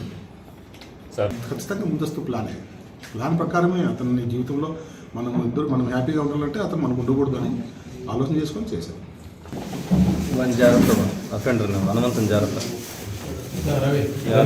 జీఎస్టీ 2.0తో తగ్గిన ధరలు వినియోగదారులందరికీ అందాలని ఎమ్మెల్యే ఆరణి శ్రీనివాసులు తెలిపారు. జీఎస్టీ 2.0తో మధ్యతరగతి వర్గాలకు ఎంతో ఆదా అవుతుందని ఆయన తెలిపారు. శిల్పారామంలో జీఎస్టీ తగ్గింపుపై అవగాహన కల్పించడంలో భాగంగా వాణిజ్య పన్నులు శాఖ 2 రోజుల పాటు ఏర్పాటు చేసిన సేల్స్ ఎగ్జిబిషన్ను ఎమ్మెల్యే ఆరణి శ్రీనివాసులు ప్రారంభించారు. వివిధ కార్పొరేట్ సంస్థలు, స్థానిక సంస్థలు ఏర్పాటు చేసిన గృహోపకరణ, ఏసీ, సోలార్ ప్యానెల్, 2-వీలర్, 4-వీలర్ స్టాల్స్ను అధికారులు, ఎన్డీఏ నాయకులతో కలిసి పరిశీలించారు. ప్రధానమంత్రి నరేంద్ర మోదీ ప్రజలకు లబ్ధి చేకూర్చాలని జీఎస్టీ 2.0ను తీసుకువచ్చారని ఎమ్మెల్యే ఆరణి శ్రీనివాసులు తెలిపారు. జీఎస్టీ 2.0 అమలుతో రాష్ట్ర ప్రభుత్వంపై 8,000 కోట్ల రూపాయలు భారం పడుతుందని ఆయన తెలిపారు. రాష్ట్ర ప్రభుత్వంపై పడిన భారం ధరల తగ్గింపుతో పెరిగే సేల్స్ ద్వారా వచ్చే ఆదాయంతో భర్తీ చేసుకునేలా ముఖ్యమంత్రి నారా చంద్రబాబు నాయుడు, ఉప ముఖ్యమంత్రి పవన్ కళ్యాణ్ చర్యలు తీసుకున్నారని ఆయన తెలిపారు. గతంలో 43 ఇంచెస్ల ఎల్ఈడీ టీవీపై జీఎస్టీ 28% ఉంటే ప్రస్తుతం 18%కు తగ్గించామని ఆయన తెలిపారు. 2 వీలర్ 4 వీలర్పై జీఎస్టీ 28% ఉండగా ప్రస్తుతం 18% తగ్గిందని తెలిపారు. వైద్య ఆరోగ్య రంగంలోనూ జీఎస్టీ భారీగా తగ్గించడంతో పాటు జీవిత బీమాపై జీరో జీఎస్టీ చేసిన ఘనత ఎన్డీఏ కూటమి ప్రభుత్వాలదని ఆయన తెలిపారు. ఈ కార్యక్రమంలో రాష్ట్ర greenery beautification corporation chairperson Sugunamma, రాష్ట్ర యాదవ్ కార్పొరేషన్ చైర్మన్ నరసింహ యాదవ్ తదితరులు పాల్గొన్నారు. ఈరోజు దేశవ్యాప్తంగా గౌరవ ప్రధానమంత్రి నరేంద్ర మోడీ గారు తీసుకొచ్చిన విప్లవాత్మకమైన మార్పును 2.0 పథకం కింద జీఎస్టీలు 28% నుంచి 18% చేయడం, 18% నుంచి 5% చేయడం చాలా మంచి కార్యక్రమం. ఇది ప్రజలకు ఉపయోగపడే చాలా మంచి కార్యక్రమం. అందులో ముఖ్యంగా ఇంటికి కావాల్సిన సరుకులకు, మెడికల్ వాళ్ళకు జీరో ట్యాక్స్లు కూడా ఇవ్వడం జరిగింది. ఈ ట్యాక్స్ వల్ల చాలామందికి చాలా ఉపయోగాలు ఉన్నాయి. అతి చౌక ధరలు, కార్లు అయితేనేమి, వాషింగ్ మిషన్లు అయితేనేమి, టీవీలు అయితేనేమి, ఫ్రిడ్జ్లు అయితేనేమి, ఇంకా వ్యవసాయ పరికరాలు అయితే ఇంకా రైతులకు చాలా ఉపయోగపడుతున్నాయి. ఇవన్నీ కూడా మంచి కార్యక్రమాలు తీసుకురావడం జరిగింది. దీన్ని అన్నింటినీ కూడా గౌరవ ముఖ్యమంత్రి నారా చంద్రబాబు నాయుడు గారు, గౌరవ ఉప ముఖ్యమంత్రి మన పవన్ కళ్యాణ్ గారు, గౌరవ మంత్రివర్యులు లోకేష్ గారు ఇవన్నింటినీ కూడా రాష్ట్ర వ్యాప్తంగా కూడా బలపరిచి ఈ జీఎస్టీ వల్ల లాభాలు ప్రజలకు ఉపయోగపడే విధంగా తెలియజేసే విధంగా 2.0 పథకానికి బలపరచడం కూడా జరిగింది. ఆమోదం కూడా చేసి పంపడం కూడా నరేంద్ర మోదీ గారికి జరిగిందనేసి కూడా ఈ సందర్భంగా తెలియజేసుకుంటూ, అందులో ముఖ్యంగా ఈరోజు తిరుపతి నగరంలో అన్ని స్టాల్స్ ఈ చాలా కంపెనీలు సోనీ, ఎల్జీ, ఇంకా ప్రగతి, పెబ్బర్ ఇటువంటి కంపెనీలు అన్నిటి కూడా ఈ ఎవరికి గృహ పరికరాలు అందుబాటులోకి తీసుకురాచి ప్రజలకు తెలియజేసి జీఎస్టీ తగ్గింది, తక్కువ ధరలకు వస్తున్నాయని తెలియజేయడం జరిగే ముఖ్య ఉద్దేశంతో దీన్ని ఈరోజు ఈ కార్యక్రమం ఎగ్జిబిషన్ కార్యక్రమం కూడా ఈరోజు రేపు తిరుపతి నగరంలో పెట్టడం జరిగింది. నేను తిరుపతి నగరంలో అందరినీ కోరుకోవడం ఒకటే, ఈ ఎగ్జిబిషన్లో ఒకసారి వచ్చి ప్రదర్శించండి, చూడండి.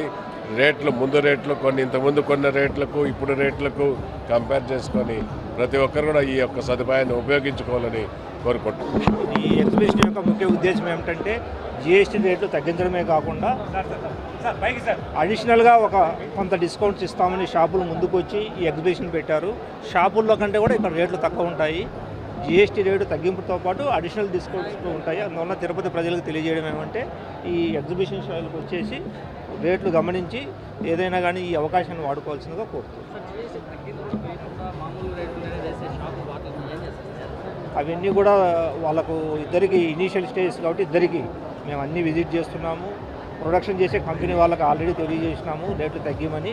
వాళ్ళందరికీ కూడా అవేర్నెస్ క్రియేట్ చేస్తున్నాం. ఈరోజు మన దేశంలోనే అత్యంత పేద బడుగు బలహీన వర్గాల వారికి ఒక సూపర్ 6 లాంటి జిఎస్టీ తగ్గింపును తీసుకురావడం మన దేశవ్యాప్తంగా కూడా ప్రజలందరూ కూడా హర్షం వ్యక్తం చేస్తున్నారు.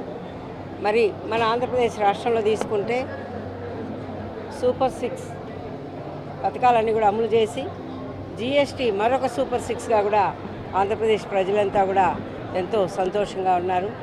దీనికి మరి మన ప్రధానమంత్రి మోడీ గారి యొక్క ఆశయం అయితేనేమి, మన ముఖ్యమంత్రి గారు నారా చంద్రబాబు నాయుడు గారు అయితేనేమి, ఉప ముఖ్యమంత్రి పవన్ కళ్యాణ్ గారు అయితేనేమి, అదేవిధంగా నారా లోకేష్ బాబు గారు, నిర్మలా సీతారామన్ వీరందరి యొక్క ఒక సమన్వయంతో ఈ మార్పును తీసుకొచ్చి ప్రజల్లో మరి మార్పును తీసుకురావాలి. పేద బడుగు బలహీన వర్గాల వారికి మరి అందుబాటులో ఈ ఉపయోగకరమైనటువంటి వస్తువులన్నింటినీ తీసుకురావాలనే ఒక ముఖ్య ఉద్దేశంతో ఈ జిఎస్టీ తగ్గింపును తీసుకురావడం, మరి ఏదైతే 28% ఉండిందో దాన్ని 10% తగ్గించి 18%కే ఈరోజు మరి కొనుగోలుదారులకి ఉత్సాహాన్ని నింపి అదేవిధంగా ఒక అవగాహన కల్పించడానికి ఈ ఎగ్జిబిషన్ని ఈ రోజున శిల్పారాంలో జిఎస్టీ అధికారులు అదేవిధంగా షాప్ కంపెనీ ఓనర్స్ సోనీ కానివ్వండి, ఫేబర్ కానివ్వండి, వాసవి కానివ్వండి, ఎల్జీ కానివ్వండి, శాంసంగ్ కానివ్వండి, వివిధ కంపెనీల ఎలక్ట్రానిక్ గూడ్స్ ఐటమ్స్ అన్నీ కూడా ఇక్కడ ప్రదర్శనకు పెట్టి ప్రజలకు ఒక అవగాహన కల్పించి ఈ జిఎస్టీ అదేవిధంగా కొనుగోలుదారులకి అదేవిధంగా షాప్ ఓనర్స్కి కూడా ఒక మంచి రిలేషన్షిప్ను తీసుకురావడానికి ఎగ్జిబిషన్ నిర్వహిస్తున్నారు. ప్రజలందరూ కూడా తిరుపతి నగర ప్రజలంతా కూడా ఈ అవకాశాన్ని వినియోగించుకొని తప్పకుండా లబ్ధి పొందాలని కోరుకుంటున్నాను. దేశవ్యాప్తంగా కూడా జిఎస్టీ తగ్గింపు వారోత్సవాలు భారీ ఎత్తున కూడా ఏదైతే మన దసరా ఉత్సవాల నుంచి దీపావళి ఉత్సవాల వరకు కూడా నారా చంద్రబాబు నాయుడు నాయకత్వంలో ఈరోజు ఎన్డీఏ కూటమి నరేంద్ర మోడీ అదేవిధంగా పవన్ కళ్యాణ్ ఈ విధంగా ఎన్డీఏ కూటమి ప్రజలకు ఇచ్చిన వరం దేశవ్యాప్తంగానే కాకుండా రాష్ట్రంలో కూడా భారీ ఎత్తున సామాన్య ప్రజలు రైతులు కావచ్చు, లేకపోతే ఎవరైతే ఈ యొక్క సామాన్య మధ్యతరగతి కుటుంబీకులు కావచ్చు, పేద వర్గాలకు సంబంధించిన అన్ని వస్తువులు కూడా భారీ ఎత్తున తగ్గించి ఈరోజు వాళ్ళందరూ కూడా హర్షాన్ని తెలియజేస్తూ ఉన్నారు. రాష్ట్ర వ్యాప్తంగా కూడా ఈరోజు ఎన్డీఏ కూటమి ఏదైతే ఈరోజు తగ్గించిందో ప్రతి ఇంటింటికి కూడా తీసుకెళ్తా ఉన్నాం. ప్రతి ఇంటింటికి కూడా మా యొక్క ఎమ్మెల్యేలు, ఎంపీలు, మంత్రులు అందరూ కూడా పాల్గొంటూ ఆ ప్రతి కార్యక్రమం కూడా ప్రజలందరూ తన ఆనందాన్ని వ్యక్తం చేస్తూ ఉన్నారు. ఈ సందర్భంగా ప్రజలందరూ కోరుకున్న విధంగా పరిపాలన అందిస్తున్న నరేంద్ర మోడీ గారికి అదేవిధంగా నారా చంద్రబాబు నాయుడు గారికి ప్రజలందరూ కూడా కృతజ్ఞతలు తెలియజేస్తూ ఉన్నారని కూడా ఈ సందర్భంగా తెలియజేస్తారు. తిరుపతి వినాయక సాగర్లో వెలసిన శ్రీ సంకల్ప సిద్ధి వినాయక స్వామి ఆలయంలో శుక్రవారం సంకటహర చతుర్దశి పూజలు శాస్త్రోక్తంగా జరిగాయి. సంకటహర చతుర్దశి ప్రతి నెల కృష్ణపక్షంలో వచ్చే 4వ రోజు జరుపుకునే వినాయకుడి పండుగ. ఈ రోజున ఉపవాసం ఉండి గణేశుణ్ణి పూజించడం వల్ల కష్టాలు తొలగిపోతాయని భక్తుల నమ్మకం. సంకటం అంటే కష్టం, హర అంటే తొలగించడం, చతుర్థి అంటే 4వ రోజని అర్థం. ఈ సందర్భంగా స్వామివారికి ప్రత్యేక అభిషేకాలు నిర్వహించి శోభాయమానంగా అలంకరించి నైవేద్యం సమర్పించి భక్తులకు దర్శన భాగ్యం కల్పించారు. అనంతరం విచ్చేసిన భక్తులకు అన్న ప్రసాదాలను వితరణ చేశారు. ఈ కార్యక్రమంలో ఆలయ పురోహితులు సురేష్ స్వామి, ఆలయ ధర్మకర్త కొండే చెంగారెడ్డి, సభ్యులు గుండాల గోపీనాథ్ తదితరులు పాల్గొన్నారు. స్వస్తి శ్రీ విశ్వావసునామ సంవత్సర ఆశ్వయుజమాసే కృష్ణపక్షే భౌమవాసరే సంకటహర చతుర్థ్యాం కృత్తికా నక్షత్రయుక్తాయాం శుభనక్షత్ర శుభయోగ శుభకరణ ఏవం గుణ విశేష విశిష్టాయామని ఈరోజు ప్రదోషకాలం పర్వదినం శుక్రవారం వినాయకుడికి చాలా విశేషమైన రోజు. మనకు ఏమంటే ధనం కావాలి, ధనం ఐశ్వర్యం కావాలి. దీనికి శుక్రవారం, అది ఆ శుక్రవారంగానే వచ్చింది. అగ్రజుడు వినాయకుడు, అనుజుడు సుబ్రహ్మణ్య స్వామి, ఆయన నక్షత్రము కృత్తికా నక్షత్రం. ఈ 3 శుక్రవారము సంకటహర చతుర్థి కృత్తికా నక్షత్రం కలవటం సంధ్యా ప్రదోష సమయంలో గోపీనాథ్ రెడ్డి గారి ఆధ్వర్యంలో ఈరోజు వినాయక సాగర్ సంకల్ప వరసిద్ధి వినాయకుడికి అభిషేకాలు, పూజలు అన్నీ చేస్తున్నాం. ఒక్కొక్కరికి ఒక్కొక్క సంకటం, ఆ సంకటాన్ని పోగొట్టి అందరికీ అష్టైశ్వర్యాలు ఇవ్వాలని, ఆయుష్ ఇవ్వాలని కోరుకుంటూ జై గణేష్ మహారాజ్కి, జై గణేష్ మహారాజ్కి, జై గణేష్ మహారాజ్. కేంద్ర ప్రభుత్వం గ్రామీణ తపాలా ఉద్యోగుల సంక్షేమం కోసం నియమించిన కమలేష్ చంద్ర కమిటీ ఇచ్చిన సానుకూల సిఫారసులను అమలు చేయని కారణంగా కామ్రేడ్ మహాదేవయ్య నాయకత్వంలో ఆల్ ఇండియా గ్రామీణ డాక్ సేవా యూనియన్ ఆధ్వర్యంలో తక్షణమే కమలేష్ చంద్ర కమిటీ సిఫారసులు అమలు చేయాలని డిమాండ్ చేశారు. సమ్మెకు నాయకత్వం వహించినందున కామ్రేడ్ మహాదేవయ్యని ఛార్జ్షీట్ ఇచ్చి కక్షపూరితంగా ఈ నెల 8వ తేదీ నుండి ఉద్యోగం నుంచి తొలగించిన నేపథ్యంలో ఈ రోజు దేశవ్యాప్తంగా national federation of postal employees మరియు ఆల్ ఇండియా గ్రామీణ డాక్ సేవక్ సంఘాల పిలుపు మేరకు దేశవ్యాప్తంగా అన్ని తపాలా కార్యాలయాల ఎదుట నిరసన కార్యక్రమాలను చేపట్టడం జరిగింది. ఇందులో భాగంగా తిరుపతి పోస్టల్ డివిజన్లో ఉన్న అన్ని పోస్ట్ ఆఫీసుల ఎదుట ఉద్యోగులు తక్షణమే తమ నాయకుడిని తిరిగి విధుల్లోకి తీసుకోవాలని డిమాండ్ చేస్తూ నిరసన కార్యక్రమాలను చేపట్టడం జరిగింది. తిరుపతి జిల్లా కేంద్రంలోని ప్రధాన తపాలా కార్యాలయం వద్ద తపాలా ఉద్యోగుల నిరసన కార్యక్రమాన్ని రాష్ట్ర కార్యదర్శి comrade Sridhar Babu, comrade Madhubabu, comrade Madan Mohan Reddy, comrade Nagaiah తదితర నాయకులు పెద్ద ఎత్తున నిర్వహించారు. ఈ కార్యక్రమంలో తిరుపతి ప్రధాన కేంద్రంలో ఉన్న పోస్టల్ ఉద్యోగులందరూ పాల్గొన్నారు. వార్తలు ముగించే ముందు ముఖ్యాంశాలు మరోసారి. జీఎస్టీ 2.0 ఫలితాలు ప్రజలందరికీ అందాలి. జీఎస్టీ తగ్గింపుపై అవగాహన కల్పించడం కోసం శిల్పారామంలో 2 రోజులు సేల్స్ ఎగ్జిబిషన్ను కూటమి ప్రభుత్వం నాయకులతో కలిసి ప్రారంభించిన తిరుపతి ఎమ్మెల్యే ఆరణి శ్రీనివాసులు.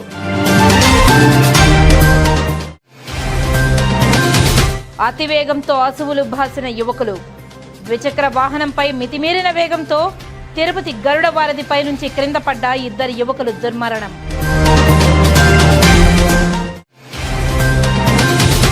అక్రమ సంబంధం పెట్టుకుని భర్తను హత్య చేసిన కేసులో భార్య మరియు ఆమె ప్రియుడు అరెస్ట్. చిత్తూరు డీఎస్పీ సాయినాథ్ వెల్లడి.